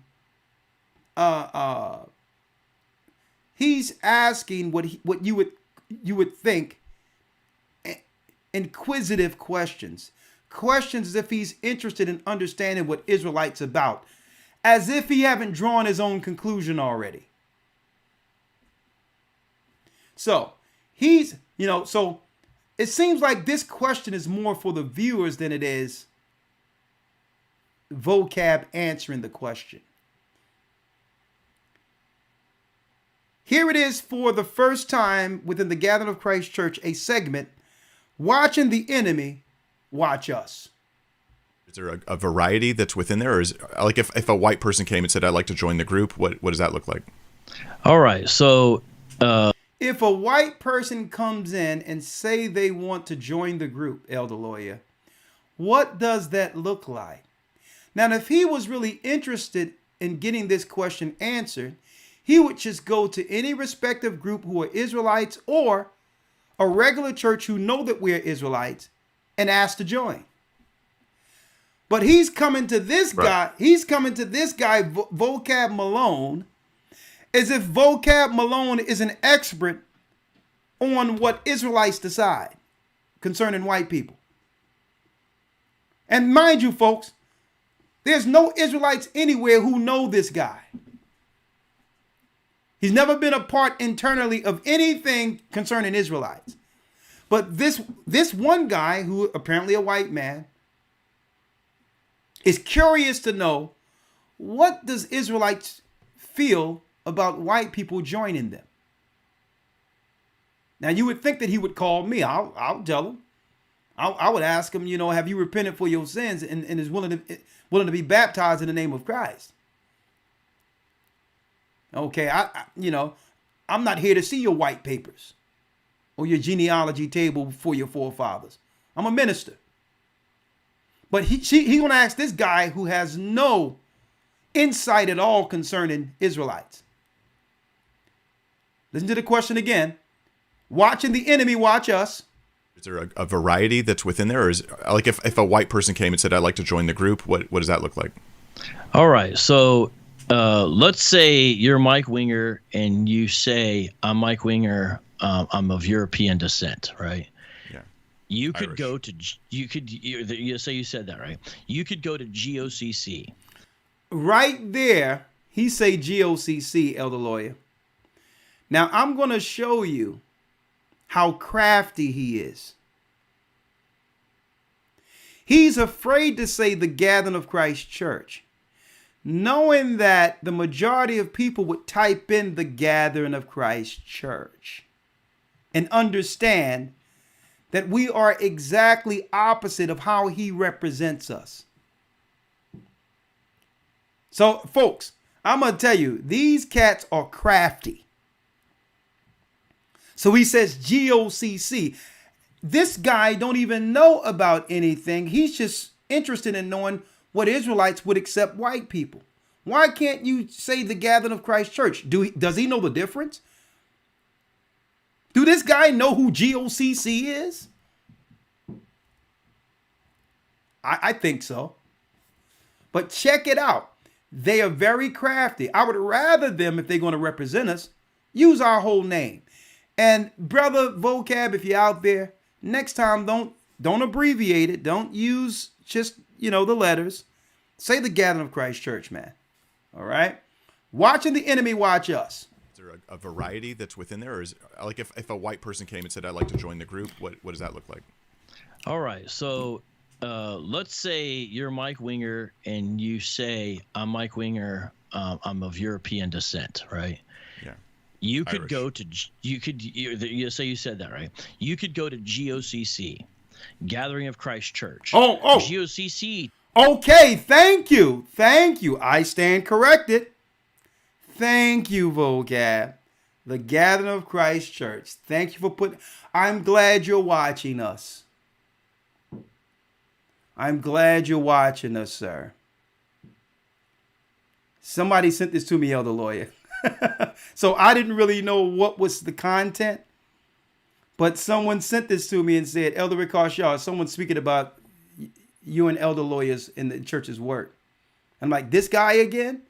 So thank you. He mentioned the whole church. Thank you. I stand corrected there.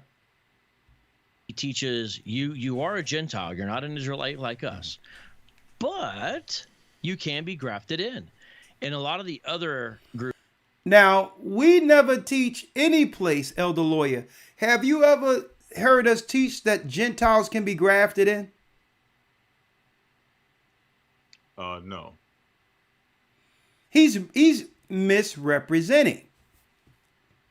Gentiles can partake of what? They can partake of the body of Christ. And they become fellow brethren. It is no grafted in. Okay? Groups criticize GOCC for allowing Gentiles at their Passover. So, Elder Lawyer, we allow only Gentiles at the Passover. And so that's one group, and they're even a One West group. Or you could go. That's new to me. Listen, this is some new stuff for me. And we are a One West group, okay? I have no idea what he's talking about. I have nothing to do with some One West. Now, if he's saying we were initially a part of the Israeli school of UPK, that was me as an individual.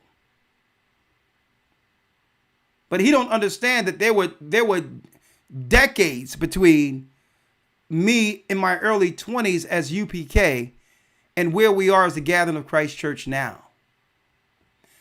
That's like coming out during Paul's time, Elder Lawyer, and stating, well, yeah, Paul was originally a Pharisee. What does that have to do with anything? Right. I'm sure he was something else 20 years ago. So you see how they trying to tie everything into demonizing people, claiming that it had a hate origin and trying to tie us in with it? Watching the enemy watch us. Go to Israel. This is interesting looking at this, Elder Lawyer. Someone's outside perspective who have never been a part of it. This is quite interesting. to hear their perspective. God that I mentioned earlier. You could go and they would say, okay, just let us teach you, brother. So one thing that's big with these groups, like Israel of God, for example, is they believe in something they kind of officially, almost with a capital P, call the protocol. And by that, they mean you can't. Elder Lawyer, have you heard about the capital P with the protocol? The capital P with a protocol. What? I'm a little bit behind, so I'm not catching exactly what he's saying. But what does that mean? No, he's saying that, a matter of fact, let me put it up so you can hear it real time, and then I'll let them hear it. Absolutely. Let's do it that way, because this is quite interesting. All right, I'm going to do it that way.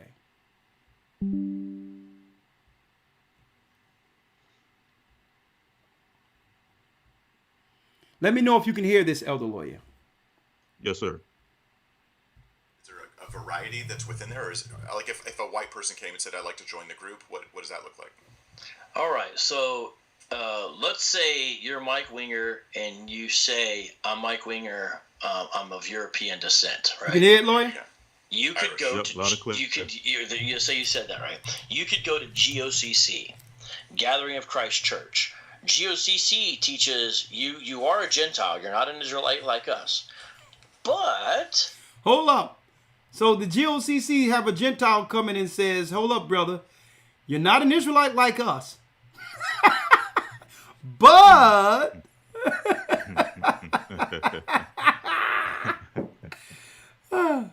you can be grafted in. And a lot of the other groups criticize GOCC for allowing Gentiles at their Passover. And so that's one group, and they're even a One West group. Or you could go to Israel of God that I mentioned earlier. You could go and they would say, okay, just let us teach you, brother. So one thing that's big with these groups, like Israel of God, for example, is they believe in something they kind of officially, almost with a capital P, call the protocol.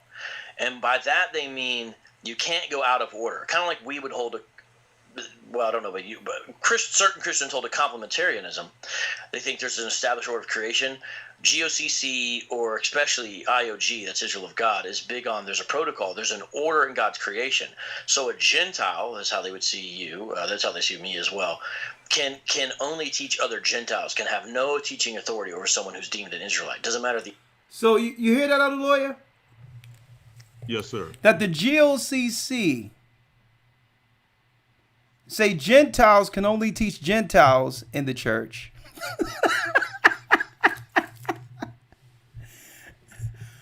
Where do they find this stuff? Where do they find this stuff? We have Josh from the UK, many people. We have Nate in the UK. These people are teaching. And they're teaching out with microphones, and they're teaching it's Israelites. We have Yahushua, Josh. He looks as white as one of these guys, if you want to say white people. We don't look at that. And he's teaching from the pulpit in Jamaica. On the streets. So this is why I wanted to show people the enemy. Watching the enemy watch us. We're going to do these segments when there's people misrepresenting. I don't mind them speaking about us. Okay. That means the work is effective. But at least be honest as a so-called Christian apologist and not purposely misrepresent and lie to people. Tarianism. They think there's an established order of creation. GOCC, or especially IOG, that's Israel of God, is big on there's a protocol. There's an order in God's creation. So a Gentile, that's how they would see you, that's how they see me as well, can only teach other Gentiles, can have no teaching authority over someone who's deemed an Israelite. Doesn't matter the age, doesn't matter the level of knowledge, anything like that. Now let's say you said, well, I still want to teach, man. Well, then you've got to go all the way out to Tennessee. And you can join up with Straightway Ministries, and you can Straightway Truth Ministries under Pastor Dow. Now he don't know anything about Pastor Dow either. This guy never was amongst any of the Gathering of Christ Church or any other church to understand the inner workings of why people value our ministry. He's downplaying the help that people are getting from leaving these churches to be amongst something more wholesome and true. See, he's not asking the people, why are they there? As if these people don't have brains for themselves to understand what's right in the last days and who to cleave to or who to listen to or who to learn from. So he's not giving people any credit. And he'll say, hey, you could join in and we'll even let you teach. And the wild thing about his group is they have a massive internet influence. And for whatever reason, I think it's because they promote sort of a hyper masculinity. Not that I'm against masculinity. Well, that's enough of that, Elder Lawyer. That's our first segment of Watching the Enemy Watch Us. Now, of course, Elder Lawyer, he eventually goes into, hold on. Let me set this up.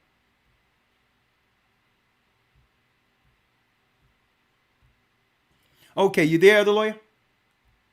Yes, sir. Okay, yeah. So he eventually goes into the other people he's been examining from the outside. But he always have a negative view on the awakening. He you understand? But yet, he's trying to set himself up as the go-to expert on Israelites in America. So, I just wanted to put that out there, Watching the Enemy Watch Us, straight lying to people, because what? Indirectly, they know that some Gentiles may fall onto one of their fake video, some of what they're dealing with, and begin to form an, poison. So that's going to be one of many segments we're going to have, Watching the Enemy Watch Us. Anything you have to say, or you want to hear we can hear the rest of it if you would like. Or Elder Lawyer, it's up to you. No, sir. I think we pretty much, he seemed like he's moving to other organizations that really have no bearing on what we do and what we teach. Yeah. Yeah. But now, what it seems like, again. Go ahead, I'm listening. I'm sorry. What it seems like, again, because when you go into the realm of apologists, you have apologists who become, quote unquote, the go-to experts on various topics. Okay. Of apologists who are the go-to experts on creationism versus evolutionism, belief in God, or apologists who specialize in faith in God versus atheists, or apologists who are more so who study Islam and defend Christianity against Islam. So you have apologists who are experts in all of these different, or are considered the go-to experts in all these fields. It seems like what he did is he went into a lane that was not touched amongst those apologists, which is the Israelite lane. Okay. So that now he's the guy, when it comes to documentaries, he's the one that's going to get called as the go-to expert on Israelites. When it comes to newspaper articles or magazine articles, he's going to be that go-to guy. No different than another guy. They're doing a documentary on creationism versus evolution. You're going to have a guy that's the go-to guy for that particular field of study. So that's what it looks like he has done. He's opened a lane to where he has become the Christian expert when it comes to Israelites. So he just carved out a little niche for himself. You know, right. on the backs of strangers, something that he totally don't understand. He became the expert of. Right. Yeah. Right. Exactly. Hey, well, listen. Let him knock himself out. You know. Hopefully it works out for him. You know, we're doing the work of Christ. You know what I mean? Hopefully it pans out for him. You know.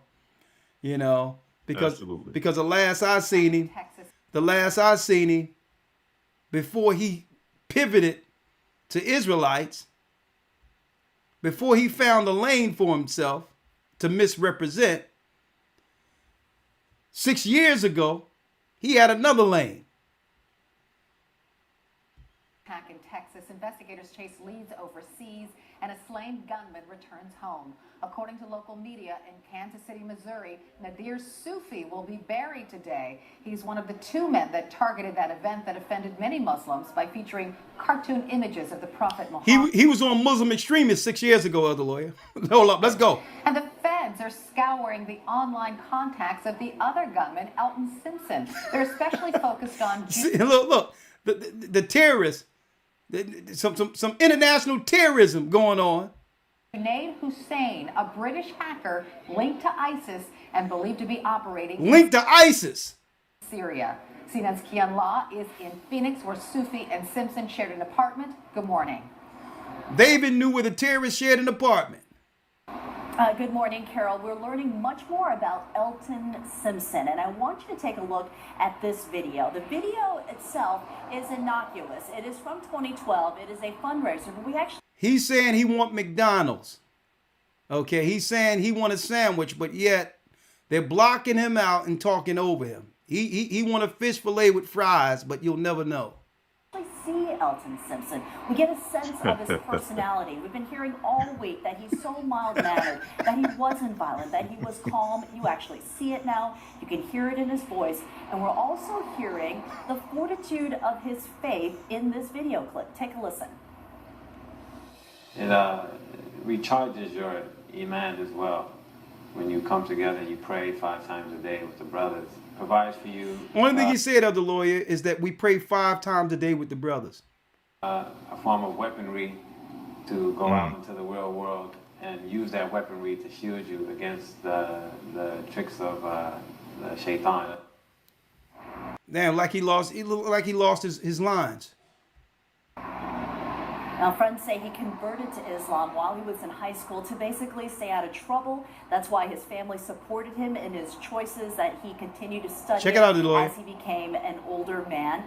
We also interviewed a pastor. We interviewed a pastor. Now, this was 6 years ago before he began to latch himself to a new train. Yes, an evangelical pastor. They were friends at work. They debated theology. Oh, yeah, this guy was friends with a terrorist. And even though it doesn't make sense to many people, this pastor believes that this violence in Texas, that it may have felt like a logical step for Elton Simpson. Here's what he says. I was surprised. There he go, Vocab Malone, folks. Vocab Malone. 6 years ago, reporting on black extremists, black Muslim extremists in the United States that listen, was one of his co-workers. Surprised, but not shocked. Elder Lawyer, he was surprised, but not shocked. Put it past him because I understood the sincerity of his beliefs. Now, if y'all don't believe this is the same guy, folks, if y'all don't believe it's the same guy, listen. You could go to, you say you said that, right? You could go to GOCC. That's him here. And that's him here on CNN. He had expressed to me admiration, specifically for Osama bin Laden. He used the word hero. Watching us watch the enemy. I wonder how he get that gig at CNN, Lawyer. This guy got some serious connects. And now he got the Gathering of Christ Church in his mouth. He wasn't he was a preacher in Phoenix who so happened to work with a Muslim extremist who was black, moving the extreme title off of Arabs onto black people. So now do you think it's a coincidence that now they're trying to label Israelites terrorists? They're using the same guy who was integral in that pivot. And I said in 2009, Elder Lawyer, that eventually they're going to say black people are the face of terrorists, knowing that what? The majority of the earth will realize that we're the children of Israel. So they're putting Muslim extremists or religious extremists laws on the books against Muslims knowing that Christians aren't going to push back with it, only to use those laws against Israelites once our people figure out who we are, who we were. I said they would do that. So, folks, every time this guy mention us, I'm gonna pull him up with that, with that bush. You understand? I'm gonna pull him up with that bush every time he mention us. Well, let's go to the calls, Elder Lloyd. Give me one moment. I'll pull in the calls, okay? 515-605-9327. And I'm excited about that, brothers and sisters, because we're going to start having some of those segments and put it up online. Watching the enemy watch us, okay? Elder Lawyer, they got one woman who found, not the woman that's overseas somewhere, not that Jordan girl, oh my goodness, but another girl, I think she's in the United States. I don't know if you've seen the video where they have you, they cut you out, your whole background, and have you with your eyes flashing red, like red fire. Have you seen that? Yeah, I saw that. Yeah. It was kind of funny. Oh, you did see it? Yeah, I saw it. Yeah. Oh my man! When I seen that, lawyer, listen. I like to. It was at night. I pulled up GOCC, and I seen your eyes flash red, and there was some music under you, man. I fell out the bed, boom, and I'm sitting there, I'm in a ball, just crying. I'm like, Lord, what are we gonna do about your people? I'm like, Lord, you don't bother nobody. Listen, I would very well put it all on me. All right, do whatever you want to do. Leave that young man alone. Lord, have mercy, man. Lawyer, I was in a ballworm position, man, in tears when I seen that video on you. I'm like, well, okay, lawyer must. They know it rolls right off me, but I don't. How did you take seeing yourself with the red bloodshot dragon eyes? Yeah, man. See if I can. Like I said, it was quite amusing. It's quite interesting, ain't it? Yeah. Seems like this person. I checked the channel out. Usually, people like this, they have like 2 videos on their channel or nothing at all. I checked the channel out. It seems like they have a obsession with any leaders that profess to be Israelites or teach that they're Israelites, and they just create these weird little clips where they disfigure the faces, or they, like in the case of me, put fireballs and do all kind of weird stuff to these various videos. But again, it's quite amusing. What can you say? They done put us in cartoon characters. They got memes. Yeah. Leaving the GOCC. Look. Right. Cartoon characters leaving the GOCC. Boy, I'm going to have a good time with this one. I'm going to have a good time with this one. Right. But I digress. Hey, they did worse to the prophets, the teachers, to Christ.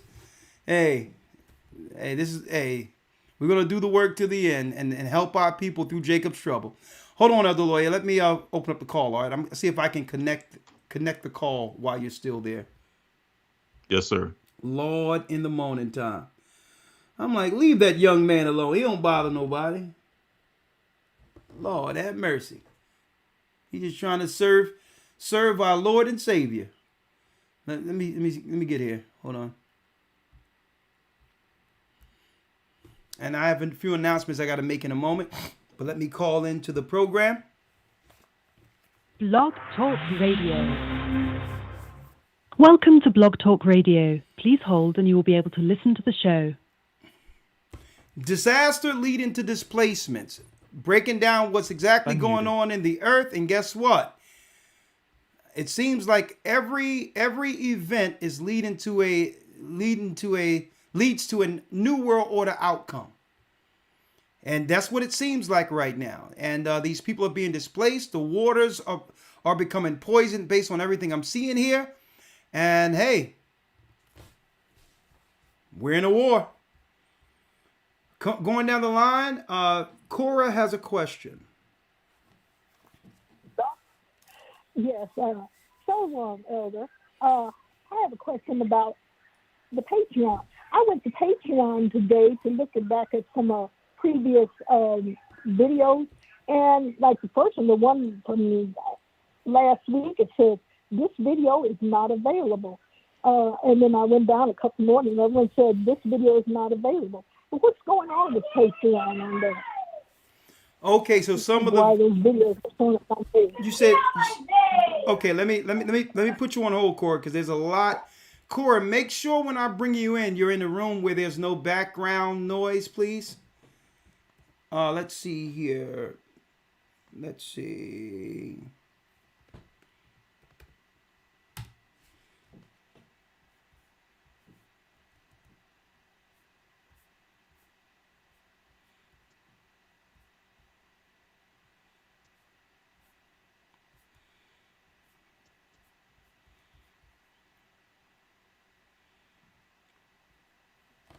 That's deep. That's deep.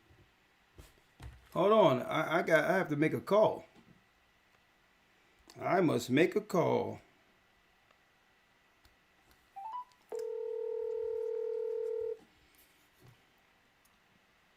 Your call has been forwarded to an automated voice messaging.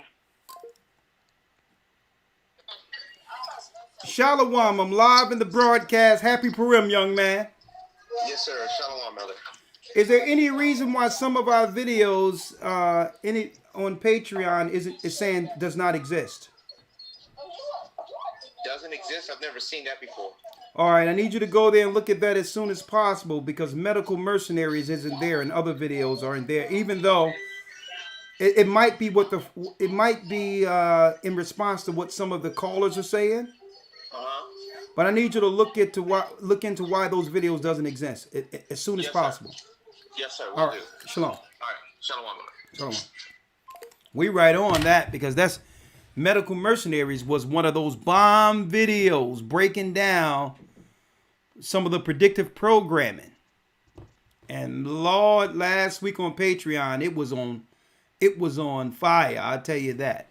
Much was revealed, and if they were going to take down some videos there, I would suspect that that would be one of them, right? But anyway, I hope we can salvage that video. And matter of fact, I saved it on my desktop in case something happens. Every video that I do, I save on my desktop. So, I got to be on stuff like that. But anyway, let's go to the next one. Sister Cora, we're gonna try to figure out what's going on, okay, to fix that. 678 area code. Shalom, Elder. Can you hear me? How you doing, Yarsi? Yarsi is your name? Oh, Varsi. Okay, it says, okay, Varsi. The floor is yours, Varsi.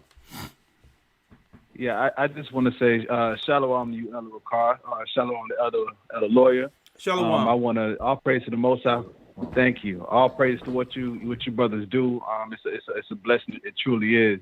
And I just want to say it's right on time because I learned about the whole train collisions the other day at work, and it was people making jokes saying how does people so stupid and how could they do this and they weren't paying attention and I'm in my mind I was like, it just hit me like, no, they're up to something because like how you stated earlier, they don't do anything. Nothing's an accident. Things just don't happen. So and it's just it's crazy because now you come with this lesson and now it's confirming things in the spirit for me like, okay, so now's the time that the body, we really have to come together because they and it's Purim, so they're definitely always up to their evil deeds. So I just wanted to just call in and say thank you. I finally worked through my nervousness to call in because I've been wanting to call in for a while. And one other thing real quick, I got baptized with the Atlanta body with Elder Deacon Baruch, and I moved to North Carolina, so I'm kind of having problems finding a body down here. So is there any way you can take my number down and get me connected with them, with the elder? Hold on 1 second.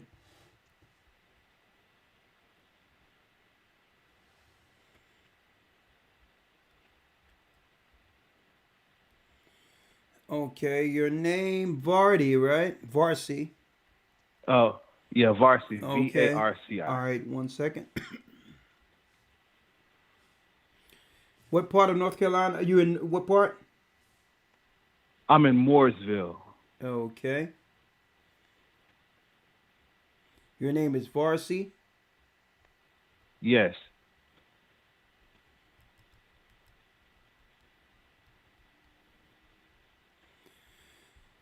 All right. So I just text him. You should receive a call no later than Friday. All right. And yes. All right. Based on what you were talking about when it comes to no accidents, keep in mind that the Most High have us in front of a lot of these events. We've been in front of these events for many years. And the reality is you have to understand what Agenda 2021 was when they said that something got to happen by 2021, and look at something happened right before then that would lead to where we are now. And you have to look at the agenda for 2030. So you have Yes, to, sir. you have- Yes, sir. Yeah, you have to examine all of these things to know that what their end game is altogether. To know that in reality, even if it's an accident, according to the news, and I'll take that in, I'll accept that if that's what it says, that accidents can be used also. And not only that, accidents can be engineered. All right. So I just thank you. The Thank you so overall thing is brothers and sisters to understand that we're in the last days. It's time to cleave to the Most High. The enemy have come behind the curtain, and the dark forces are at war with the children of God and those who believe in Christ and this Bible. And you know what? Hey, there's no depths that these evildoers will not stoop to for their outcome. Yes. So the reality is, it's the Most High calling us back and saying, well, listen, come under his hedge, because they're at outright war with us socially and otherwise, whether it be the agendas they're pushing or they're making sure we can. It doesn't matter the day that we go, that each day that we're living under or living in, they want to make sure, the evildoer want to make sure we won't have one day, without some level of chaos, without some level of hurt, right? So that's the whole deal. There is no peace from one day to the next, and as we come closer, they're going to make sure there isn't, right? So it's about throwing society off kilter to the point of confusion, like it speaks of in the book of Baruch. The Bible tells us to stay sound, have a sound mind, sober-minded, and stay in the spirit, because they're throwing everything at us to keep us off kilter. So, brother, I'm going to make sure I'll call you and get ready to hunker down and prepare in this spiritual war against evil. All right? Yes, sir. All praises. And just last thing, brothers and sisters, that academy, get in. When I tell you, it is so life-changing. If that outfit that costs $200 or them shoes that cost $200, you can spend at $150 to change your life spiritually. I'm telling you, get in. I stand by it wholeheartedly. Thank you, elders. I appreciate it so much, and I yield. Thank you, brother. We even went into the spirit of Sodom and Gomorrah this weekend to actually pull out the spirit of scammer. Scammers' origin is in what you would call Sodom and Gomorrah. The first scammers. So when you look at Sodom and Gomorrah, people just more so focus on the perversions. Wife swapping in relationships, where a husband would give his wife at these parties and all that. Sodom and Gomorrah. Scammers who would have you come in and scam you out of everything you have, like that brother Polite. All of that is Sodom and Gomorrah behavior. Talking about, yeah, man, we got status correction. I can get your credit together. Folks, let me tell you, folks, scamming, the spirit of scamming came from Sodom and Gomorrah. We dropped that from the book of Jasher. It's allowing the straight immoral to begin to assail on our population, to allow the scammers and the evildoers and the sinners to thrive as a culture in our society, was the spirit of Sodom and Gomorrah, and that led to the Most High bombing it all together. The perversions when it came to a man on man, woman on woman, when it gets to that point, that's at the end before judgment. But it's the scamming and all of that in Sodom and Gomorrah that leads to what? A community's decay. We dropped that, man. That was a great lesson on Sodom and Gomorrah. And scamming came from Sodom and Gomorrah, folks. Let's go to the next call. 706. Get into the academy, folks. Get into that. Speaking of the academy, I want to mention right now, since we're at the end of the broadcast almost, that it does start March 12th, 2023, and we're now open for enrollments, okay? You don't want to miss this, because this theme is how the righteous can now battle against darkness. That will be the theme, okay? The creation of the universe lesson. We're going into it. We're going to refurbish, update it a little bit, and we're going to highlight the state of the world, the universe, before the physical and spiritual corruption. The promised seed, we're going to highlight the Messiah who was born of the promised seed to destroy the works of darkness, and how our people in the earth, folks, are the light to destroy the darkness. But first, our people must turn from sin to be used for God's purpose. We are the people of God. We are the chosen bloodline that is changing this earth right now. But now we're going to deal with what? Identifying the dark forces. And we're going to teach in the academy how to battle against it and win, right? The fall of Judah and Israel. The origin of Israel's kingship and our fall to idolatry, witchcraft, and the works of darkness. I can't wait for this lesson. The battle against witches and warlocks, a brand new lesson. How ancient witchcraft have been modernized and used as a weapon in current times. Biblical principles on how to battle spiritually against spiritual wickedness in high places. How do you know? How do you know when a dark force is aimed towards you and your family? How do you even know it? Well, you don't know what a modern witch or warlock looks like. And you probably have them hanging out in your house. We're going to be talking about that and more. And a lot of our people have taken on the evil ideology of people like Oprah Winfrey. Well, the Bible would describe her as a witch. The evil ideology of those women that were sitting on that table, the view with the V, which is the V, Satan's horns. See, back then we would identify these women as witches. Dr. Oz. See? I'm off to see the wizard. Back in the day, we would identify Dr. Oz as a wizard or sorcerer. We're going to talk about it. The battle against witches and warlocks, brand new lesson. How ancient witchcraft has been modernized and used as a weapon in our current times.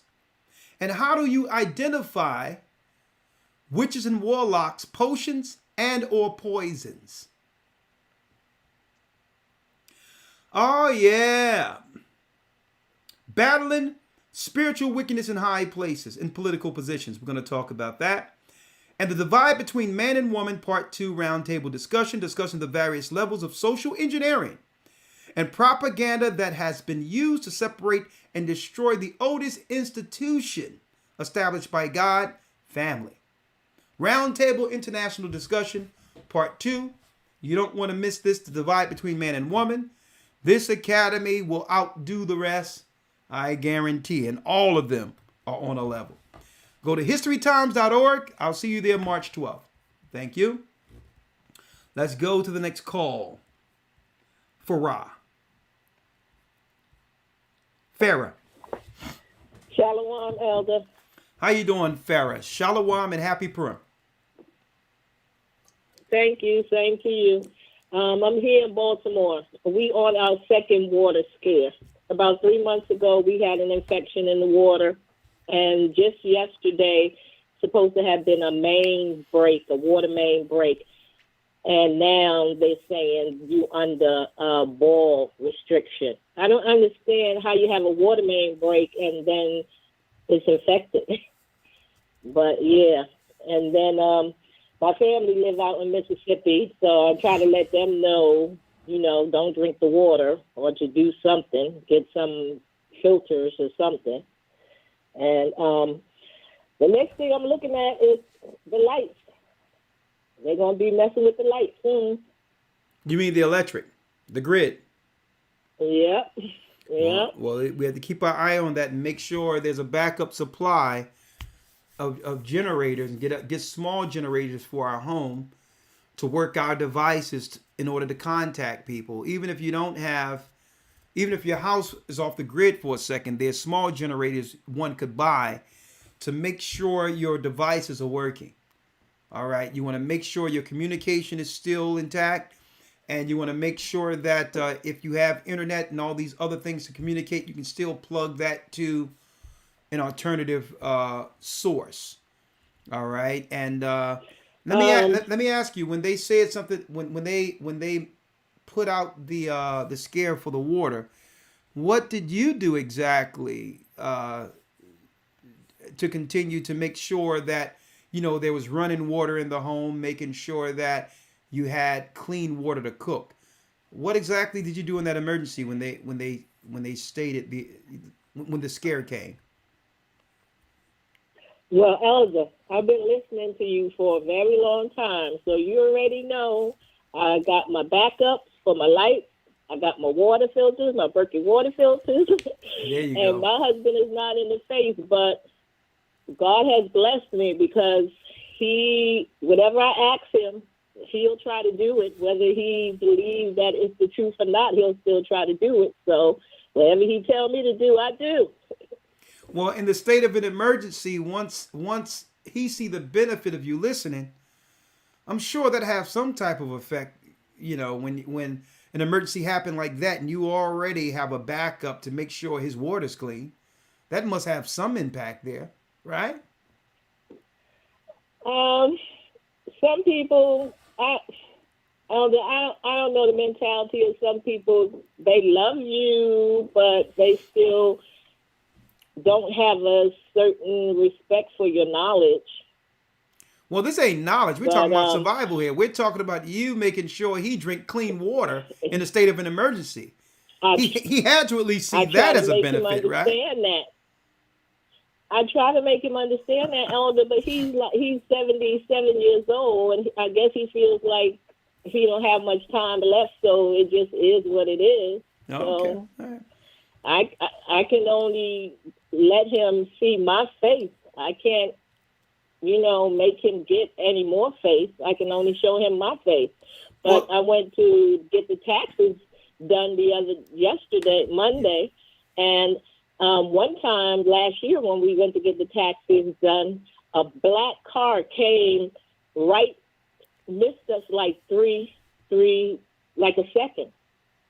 We riding down the highway, and out of the blue, here comes this black car going 90 miles an hour and just barely missed us.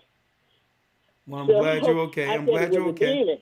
From hell. Well, but in a nutshell, so I said, I'm saying I have to go to the next call. Let me put you on the next call. But in a nutshell, I would like to think that he does appreciate what you do. But some people are just too proud to admit it. But I'm sure there's some level of appreciation for what you've done to help him. Let's see, 917 area code. We have Saria. I hope I'm saying your name correctly. Saria, are you there? Oh, Shalom. It's Shariah. Shariah. Okay, someone spelled your name wrong. Okay, come on. The floor is yours. Oh, well, I just first want to give honor and praise unto Abba Yah for of course, being who he is, and then what he's done with you all. I'm new to GOCC. Oh, you mean I met a Ahia? sister here. Oh, do you mean Ahia, the God of Israel? Ahia? Yes. Okay. Yes. There you go. Come on. Praise the Most Yes. High. I met a praise the Most High. I met a sister at the Dollar Tree last week, and we ended up just talking by accident on purpose. And I have been looking for somewhere locally to fellowship with other brothers and sisters in the truth. And she so happened to tell me about GOCC down in Petersburg. So I will be attending there this Shabbat, yeah, willing. But I wanted to just say thank you and Elder Lawyer, because upon coming into this truth 2020, I lost everything. Like, my family was like, you're crazy, you're in a cult, what's wrong with you not going to Sunday? Sir, what you mean don't celebrate these holidays? Like, it just was a very trying time of adjustment and transitioning into this walk. But I stuck to it, praise the Most High. And my sons have been listening and learning from me teaching them, but it's still that component. Their father is not in the truth at all.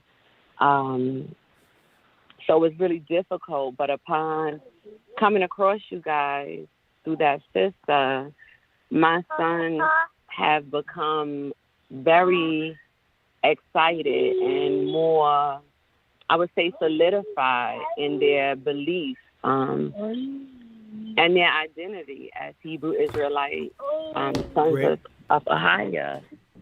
So I'm just thankful for one, y'all boldness to proclaim the truth at the level that y'all doing it, exposing the wiles of evil, and just how everything is working. Is doing major work in the body, down to the children. My sons are young. My two youngest sons are really walking strong in the truth, and they're only 10 and 12 years old. Good. And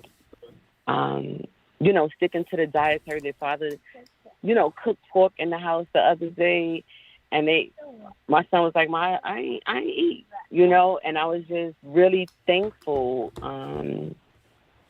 just for everything that y'all putting out. We've been almost like, I guess you could say, gorging on the lessons, really taking it bit by bit, taking notes, going back to the old lessons and everything. So I just want to, again, praise Ahia for all that you guys are doing to make sure that we're not caught off guard or that nothing is, kept secret. Of course, the Most High is revealing through His Ruach, but let me ask you guys mightily. Listen, let me ask you a few questions, okay? I know you just running through the overjoying, you're overjoyed with the, in the spirit, in receiving the knowledge in these last days. I can tell that, and I hear what you're saying. Let me ask you this: how long have you been listening? I just a week or two. When I met the sister. Okay, great. And what city and state you live? Where are you? Richmond, Virginia. Man, that's where my father was born, Richmond, Virginia. Well, this is what I'm going to do, sister. I'm going to connect you with someone in the VA area. Okay. So that you can connect. Do you mind me giving your number to a deacon there to reach out? No, I don't mind. All right. Sister, you're in for something else. Welcome to the truth. Now, what did you believe before this, actually?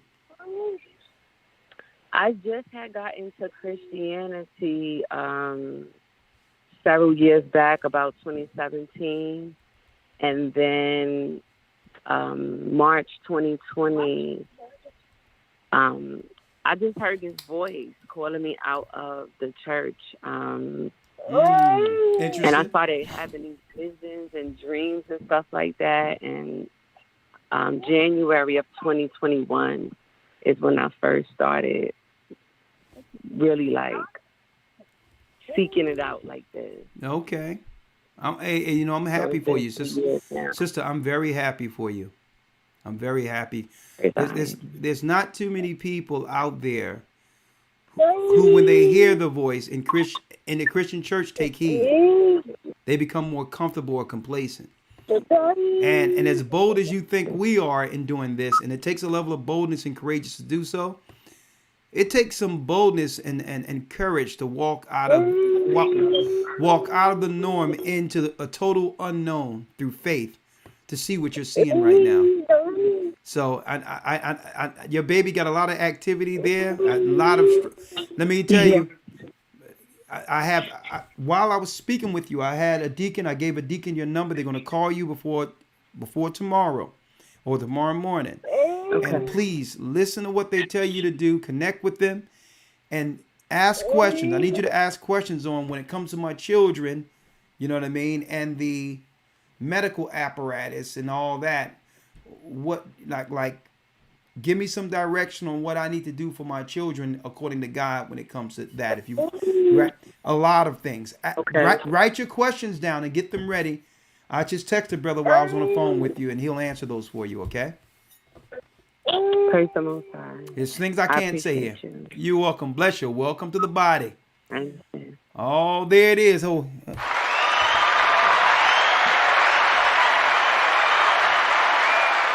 Yeah, through this truth, the Most High has this.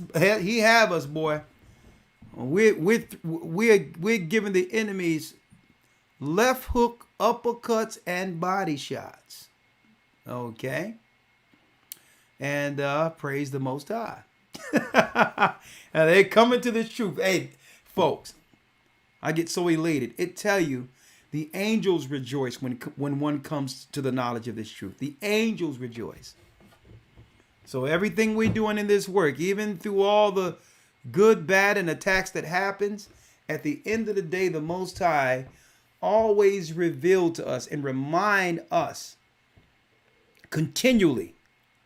He reminds us of what this is all about with calls like that. He does. Praise the Most High. The angels rejoice when one comes back to the knowledge of this truth. 804 area code. Hello? Bazim has a comment and question. Bazim is your name? Basim. Basim. How are you, Bazim? I'm great, Elder. Shalom, by the way. I just wanted my question. First of all, I'm a little excited, but my question is: can you guys? First of all, I'm originally from New Jersey, but I actually live in the city of Richmond as well. Okay. Yeah, I'm from Newark, New Jersey, but I live in the city of Richmond as well. I would like to link in with the body and get baptized. That was my question. Can you link me in with the body down here in Richmond and get me baptized? Ain't that something? Back to back, ain't it? Richmond must be the Most High must have a light on Richmond right now. Hold on, let me give it. Let me put it. Here you go. Hold on. Back to back, ain't that something? My father's from Richmond, Virginia. Okay. And my comment was more or less of a testimony on how I found the truth. I just wanted to put this out there for those who are listening. Can I speak? Can I keep going?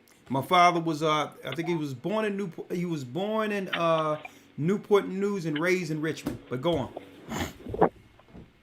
Okay. Oh, so my testimony really is how I found the truth. So I grew up in the city of Newark. I'm gonna be as brief as I possibly can. Okay. I grew up in the city of Newark. I was a little wild child. So I had an older guy who pulled me to the side and started teaching me the 5%ers knowledge when I was 14 years old. Okay. From there, because I had a little conscious mind going on with the conscious community. And by the age of 17, I was in the FOI, which is the Nation of Islam, the Fruit of Islam. I was in the Nation of Islam, One thing I can say about the brothers that study in the Nation of Islam, even though they believe that the black man's true religion is Islam, they mostly study out of the Bible. If you listen to Farrakhan's teachings, he always talks about Christ. Yeah.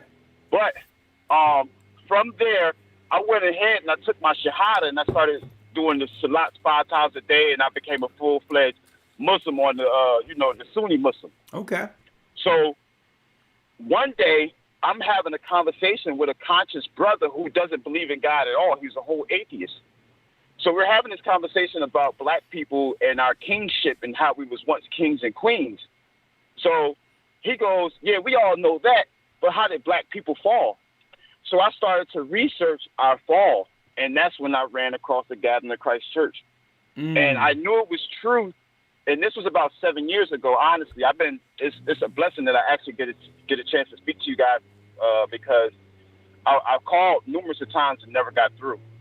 But yeah, so I actually found the truth, and I'll be telling people, like, you never know where the Most High will send you to make you do the homework, because when I was talking to an atheist who made me do more research by asking, how did we fall from our kingship? So that led me to go do more research on our history. And that's how I found you guys. Incredible. 7 years ago. Incredible. I like to think, Brother Basim, that the Most High have sent us as teachers in these days, not just to teach, but really to connect the dots, to fill in those dark spaces of history that our people really doesn't know exist. I believe that the Most High have given us that gift to not just teach, but to fill in the gaps. Right? Right.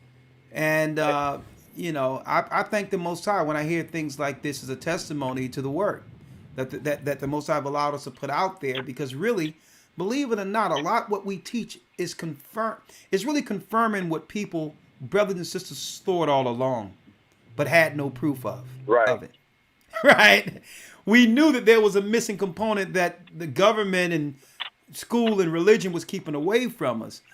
And usually this is what resonates with our people, because majority of our people aren't surprised when they find that they were the children of Israel. A matter of fact, it becomes a point of relief. It becomes a point of relief, because now it's like, now it all makes sense, right? So this is nothing that we normally reject, because it's the only thing that makes sense. How can a people so great, even in the conscious community, be called kings and all these things, and fall to such depths with no answers to how we got here? You have all these intelligent, high intelligent orators and scholars and teachers that can break down what the white man have done, the history, and all that is good. The history of their, not just the Europeans, or how the other nations have all came against us and all this is good. Then they'll go into, we were the Moors, we were kings.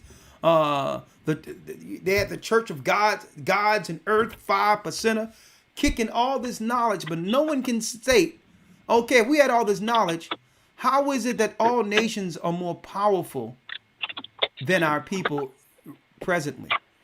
There had to be a point where our people began to lose, our power, and no one had this answer. Nobody had the answers. You're right. Yeah, they come with this simple answer like the Most High did. Yeah, exactly. But it was in the Bible the whole time. They come the whole time. They come with these. Excuse me, Elder. Can I say something? Yeah, go on.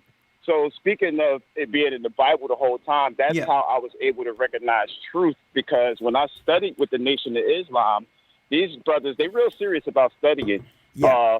But they study the same thing as the 5%ers. They believe that they're God, so they study everything. So studying the Bible with these guys, and I'm reading prophecies and things like that, and they tell you to use your third eye, which is the mind. So when all these things started happening, and I started to see how the world was turning, I'm like, the Bible was the truth, because how can you explain what it says And the things that we see in front of us is like it's right in front of your face. How could you not miss it? I mean, how could you not see it? Yeah. Well, the Bible states has a hold on. The Bible tells us about ever learning, but never being able to come to the knowledge of the truth. Right. So you can be ever learning and miss the truth right in your face. So just we got all these philosophies and everything exactly. like that. So just acquiring knowledge isn't good enough. If the knowledge isn't beneficial wholesale to help our people as a whole. That an individual or a group can have knowledge, but how does that help us all as a people?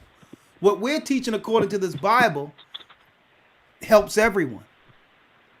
It's a solution for the world, right? So, brother, I gave AC your number, and we hope to see you up in here because, hey, the Most High can put the spirit of a teacher up in you, and I'll be happy to help with that. All right? No doubt. It's a blessing to be a part of the church. Well, trying to get a part of the church. I'm not in it yet, but I'm in it to win it, and I'm here to, like the calendar said, I'm here to walk the walk. Thank you, my brother. That's what it says, right? Walk the walk. Well, it doesn't say it that way, but the new calendar. Oh, you're talking about the calendar? Yeah. The calendar. The new calendar. The new calendar is the theme. Run the race. Run the race. I'm sorry. Yeah. Run the race. That's what I'm going to say. Okay. Well, thank you, boss. I'm in it to win it, and I'm here to run the race. All right. Bless you, my brother. And you will have a call before tomorrow's out. Okay. Thank you. I appreciate it. Shalom and bless Purim. Shalom. All right. We have Zuri with a question.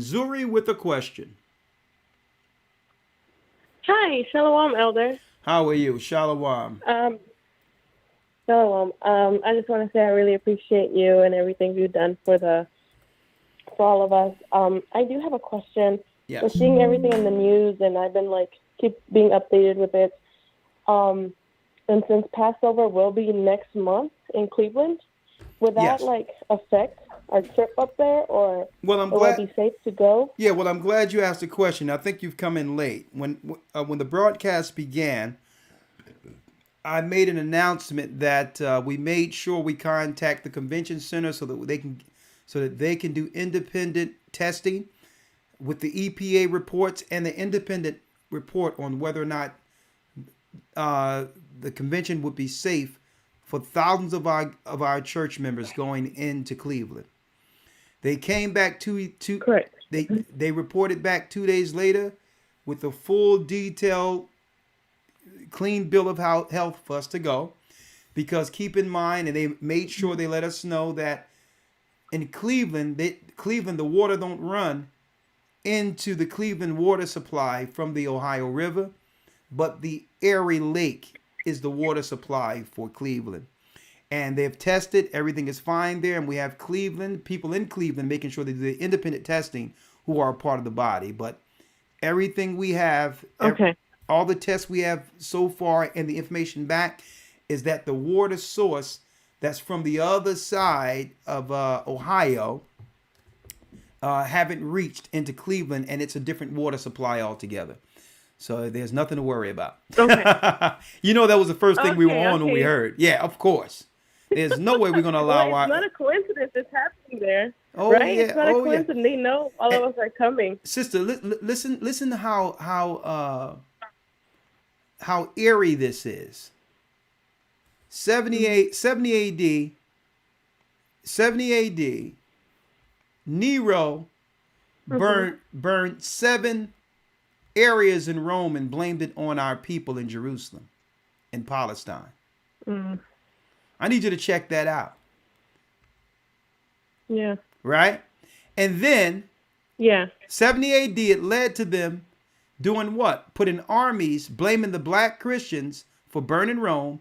And the armies began to do what? Frequent Palestine to a degree that eventually the Roman Empire decreed a war that would destroy Jerusalem. And that led to us fleeing into Africa and eventually us being enslaved throughout the earth. This is how they took Palestine. Yep. And then check this out, sister. Now a new fire comes out of nowhere. From where? From where? Where's it at? East Palestine. Oh, hi. Oh. East Palestine. And the people are now being displaced in that area. Now, who knows how the dominoes will fall, where eventually it will lead to the people coming into the cities. And then, that's right, then it will culminate into a real, the true war that's being directed against God's people and those who believe, especially the children of Israel. I think it's more than a coincidence that I think this is more so dog whistling. They're signaling Palestine, destruction. And when I think about Palestine and destruction, I think about the Roman Empire signaling that they're going to come after Jerusalem. Palestine, wherever our people are, that's Jerusalem. So when they talk about Palestine or East Palestine, I believe that's signaling for what's being planned against the children of Israel. Okay, and it goes back to 70 AD. It's time for us to make sure we have our houses in order, doing what the Most High said do, because usually it doesn't matter what happens. Just like a cold started in Wuhan, China, and ended up where? It ended up in North Philadelphia or Harlem, or where the people are disproportionately affected. So I never look at a disaster someplace else and think it's not going to affect us. It always affects us. So if anything, it's a sign for us to get ourselves together, because this will lead to a famine. This will lead to a famine. That water, the water systems, they're saying that this may contaminate the water systems, as well as what? As well as the farmlands, the water supplies. It may go into the Mississippi and actually harm, and actually, believe it or not, harm the farm areas down south. Okay. And that's where we're at right now. Yeah, and those materials, once burned, turns into hydrochloric acid. Hydrochloric acid cleaves to water and now makes the water contaminated with an acid. So the whole deal is we have to pray. This is the prophecy of wormwood again, where the waters will be contaminated. But guess what? Like I said, no way I was going to allow the church to go into Cleveland without clean water. We was ready to just sister, listen, we were already pivoted. Yeah, me and this will be sister, listen. This would be me and my husband's first trip there. Yeah, you don't have to do the Passover. Well, you don't have to worry about it. We were already pivoting if need be. We was going to have the Passover, but if that water wasn't clean, if we didn't know whether or not it was a different water supply altogether, lake area and all that, guess what? We were already pivoting someplace else. So, nah, you'll be fine. One step ahead of them, always. And we got to make sure the saints are safe, even if we have to be outside with it. The church is where we are. All right. All right. Bless you. All right. Thank you. Great question. Thank you. All right. Thank you. All right. Sierra has a comment. I'll see you there, sunshine. Hi, Shalom, Elder. How you doing, Sierra? Fine, and you? Shalom. Thanks for asking. I just had a comment. I'm here. I live in Detroit, Michigan, and a couple days ago, I was driving home. It was almost 7:00 in the evening, and I seen a trace of it looked like these stars, and I tried to record it, and then it just vanished into thin air. And then the next day on the news, they told us not to be worried. It's not a UFO. And then right after that, they put out another story saying they shot down something that could have been a UFO over Port Huron. And I'm just like, what is your take on that? And I'm just like, I know that things are hidden in plain sight, but I actually seen it, in the sky and vanish into thin air, and they tried to imply that it was satellites. I've never seen satellites maneuver like that in my life. So I just was wondering, have you heard of that? First it was the balloons, and then now this is just so close to home to me. So I just wanted to know, what was your take on that, or did you have any knowledge of that? Oh yeah, I have much knowledge of it. I've seen them form in formation when we went to baptize in England. I've seen this throughout my whole time learning in this truth and studying the Word. You have two separate types of ships. You have the angelic forces who come in and out of our realm, who are from the good side of things, and then you will also have Satan's ships. Mm-hmm. Satan's ships that operate on this realm. The Bible says that it is wickedness from the land of Shinar, the technology from the Tower of Babel, traveling ships within the realm of earth. So a lot of what we see, some of them we may think are the angelic forces, but it's really their technology. Right. You understand? And you're not going to shoot down the Most High's ships, okay? So if anything that was shot down, it was one of theirs, because Roswell and all that was them Satanists testing their new technology. All right. Years ago in Israel, they showed a UFO at the dome. Now the dome is another place where Satan's seat is. Okay. Where Satan's seat is. All right. Let me show you this. Let me show you. There's a new video this morning. It is. And usually when Satan and his cohorts over in the Middle East are doing their thing, usually they put the reports out there knowing that the majority of people will look at it and just totally dismiss it or ignore it altogether. Right? This is what happened at Satan's house in Jerusalem. Now, this happened 12 years ago, and I reported this 12 years ago. There's a new video this morning that some say may be proof we're not alone in the universe. A UFO in the form of a bright light is seen descending over the Dome of the Rock in Jerusalem. The video is said to be taken over the weekend. Then suddenly the light shoots up into the sky. There you see it. Another video from a different angle. See, that's where Satan at right there. The same thing. Those clips have gone viral now. Those clips is going viral. And they thought they was going to leave that out there like nothing happened. Well, the Dome of the Rock and where they are is where Muslims, Satanists, Christians, Jews, they all are at that wall in that same area. And that was their daddy going up and down off the dome there. So don't think everything you see is from the Most High. All right? This morning that some say may be proof we're not alone in the universe. A UFO in the form of a bright light is seen descending over the Dome of the Rock in Jerusalem. The video is said to be taken over the weekend. Then suddenly the light shoots up into the sky. There you see it. Another video from a So don't be enamored so don't be enamored with everything they see. They got their little tricks too.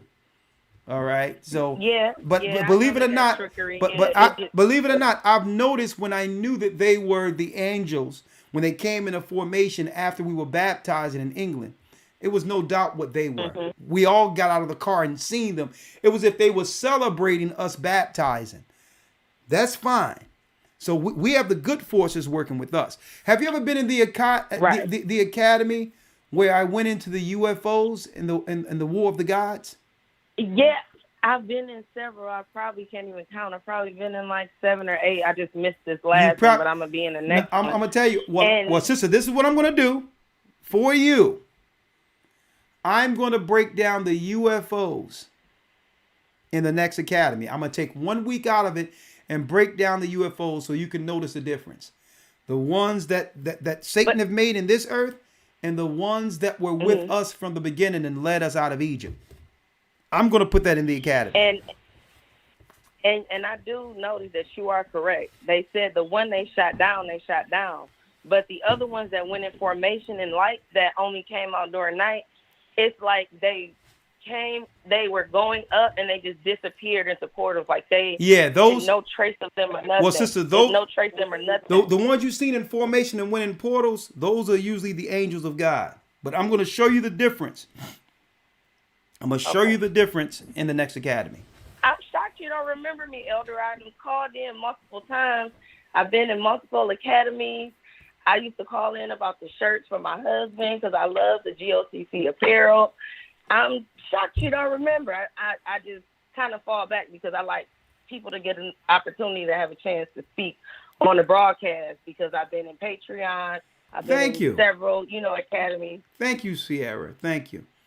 Thank you. And I do like to get my donation. So I'm like, I wonder, do you even remember me? Well, now that you have spoken, I do. I apologize. I didn't recognize you at first, but yes, I remember you, Sierra. Okay. All right. All right. So yes, and happy for Rome. I also want to say that as well. And so Wada, and I thank you for informing and enlightening me on everything. And I will be in that next academy. I will be there. Thank you. And a part of Patreon.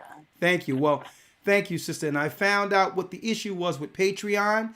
We're fixing that so you'll get all those videos that were there.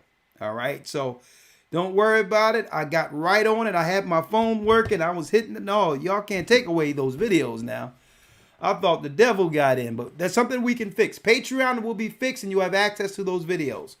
And I'm glad y'all called in and told me about that, Cora. I really appreciate it. Sandra 706 area code. Hi, Elder.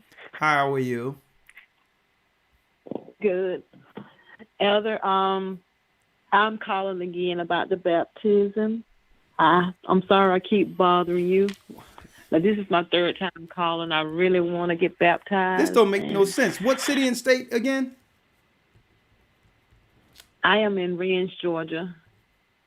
The first time I called, you said Elder Lawyer had the South, and you said he was going to call me. And then the second time I called, which was 2 weeks ago, you text my number to Elder Lawyer. Okay, let me. And I just keep calling because you said keep knocking, and the door will be open. So, well, sister, listen. I respect your persistence. Hold on. Let me do it right now, and this is going to be permanent. Lawyer, please call Sister Sandra, Georgia, tomorrow. All right. And also, Elder, can you keep my number and call me if you all ever get a church in Augusta or somewhere near Rennes? Yes, I will. So you will have a phone call tomorrow. And to do one better, let me see Bishop Baruch here. Let's see, to do one better, because he just sent me a nice message earlier the other day. I really appreciate it. Okay, I hit it up twice. Sister, you will get a call. You don't have Thank you. All right, you will get a call. Thank you, sister. Bless you. Thank you, Elder, and thank you for all. I'm sorry you was cut off. I'm sorry. I said thank you for what you all do for us, teaching us the word. I really thank God for what you all do. Well, thank you. We thank the Most High for you. The best thanks that the best thanks that anyone can do is finish. But go on. I do the academy, and I will be getting in the next academy as well. Thank you. I appreciate it, and we'll do everything we can to help you and guide you through this satanic maze called Babylon. All right. Thank you. Oh my goodness. Thank you. All right. Bless you. 926 area code. We only have one other call after this, and then, we'll digress. 925 area code. Yes, Elder. This is Nasai from California. I have a question.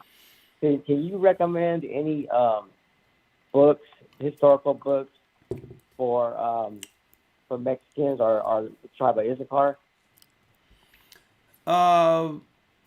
One book that's real good. I don't know if you've ever purchased this, but have you ever purchased the American Holocaust? Yeah, I got that book. Yeah. You got that, and do you have Ronald Sanders' Lost Tribes and the Promised Lands? Yeah, I was able to get that one. Yeah, I got that. You got that too. All right. What else? Do you got Hawaiian Antiquities? No, I don't. Hawaiian Antiquities. That's a good one. Let's see. 1 second. There's something else. One moment.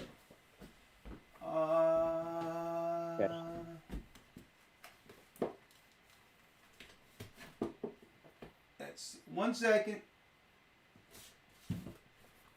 There's one in particular that I think you'll enjoy. Hold on.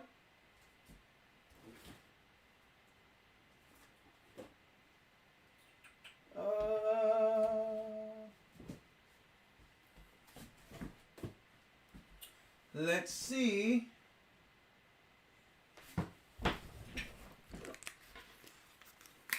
I apologize, brother. It's behind my sign right here.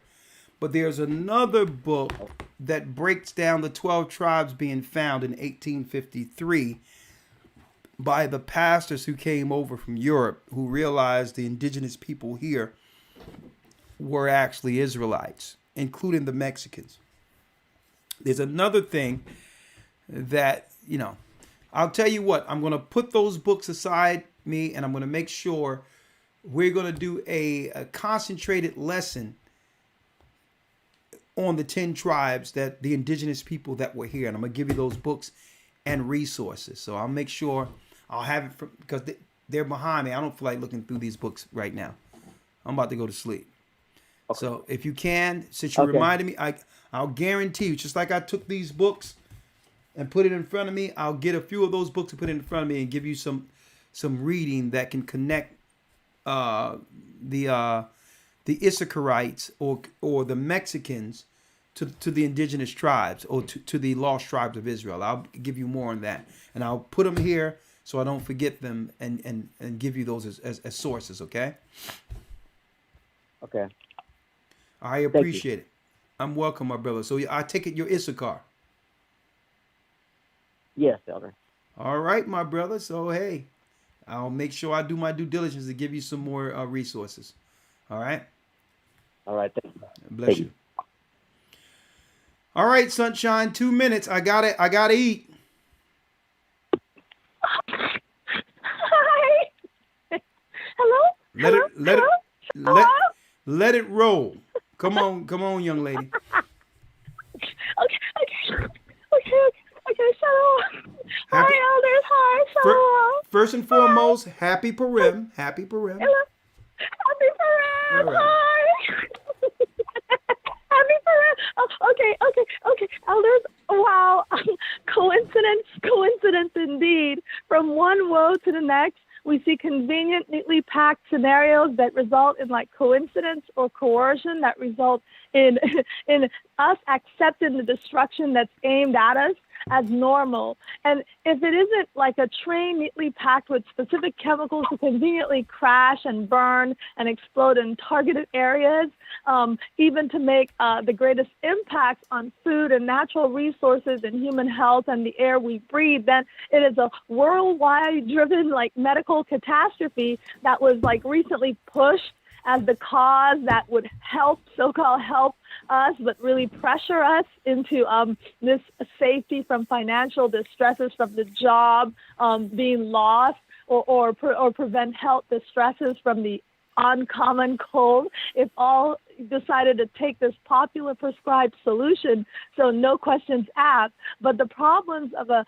chem-packed train riding near like a great population of our people and all people, or with a medical device to prevent the big cough, are presented with solutions that include cleanups of chemical taints and would progressively push the backs of citizens against the walls or out of their own houses or into concentration camps or into the arms of foreign troops, or create an environment of disclaimer where the 2020 thing pushed onto or into people is now, in hindsight, suggested for a friendly removal off of the shelves or protocols and into lying investigations and pre-planned investigations. But the clever solutions or cleanups are, it's too late, because the clandestine wars, like we were talking about, already begun and done the deeds of the dark agenda to the people. So the people are dispossessed, sick, or dying suddenly in all places. And the word says the whole world will experience these things. But knowing this is happening with prophesied wars and prophesied targets and prophesied famines and all that Christ spoke in Matthew 24, we are nearer to the kingdom and the promise than we ever believed. And meanwhile, it's the whole world watching Israel, as it is written that at the same time we rise, and no stranger would ever be able to take our glory, our position according to Christ, or make merchandise of us ever again. Come yourself.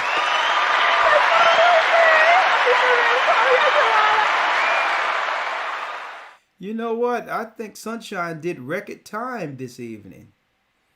You're getting good, Sunshine. Hey, well done. With that, I'm going to say shalom. May the Most High be with you. Brothers and sisters, happy Purim. Enjoy this time. Even though we're under Jacob's trouble, the enemy is waging war, chemical war, social war, bio war. Folks, at the end, those who truly believe and walk this truth will win. Stand in truth.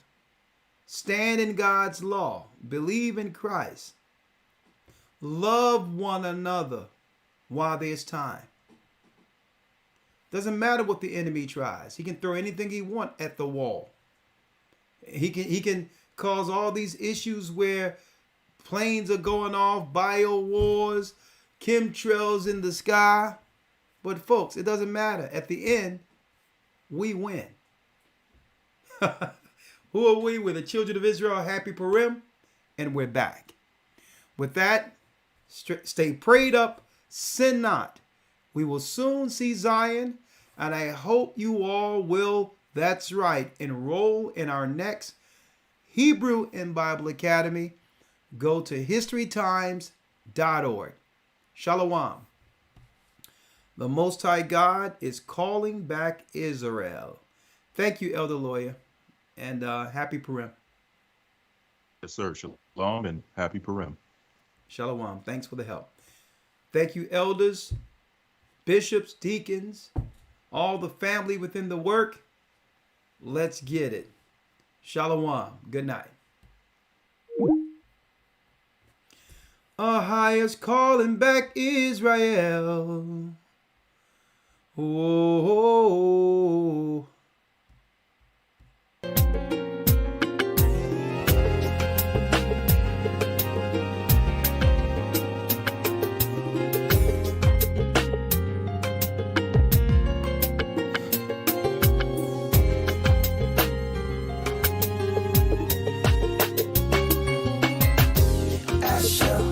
Colombia, Ruben from Australia, Issachar, the Mexicans. That's who we be. Judah, the Negroes, Benjamin, the West Indians, Levi, the Haitians, Manasseh, the Cubans, from Puerto Rico, Naphtali from the Isles of Hawaii.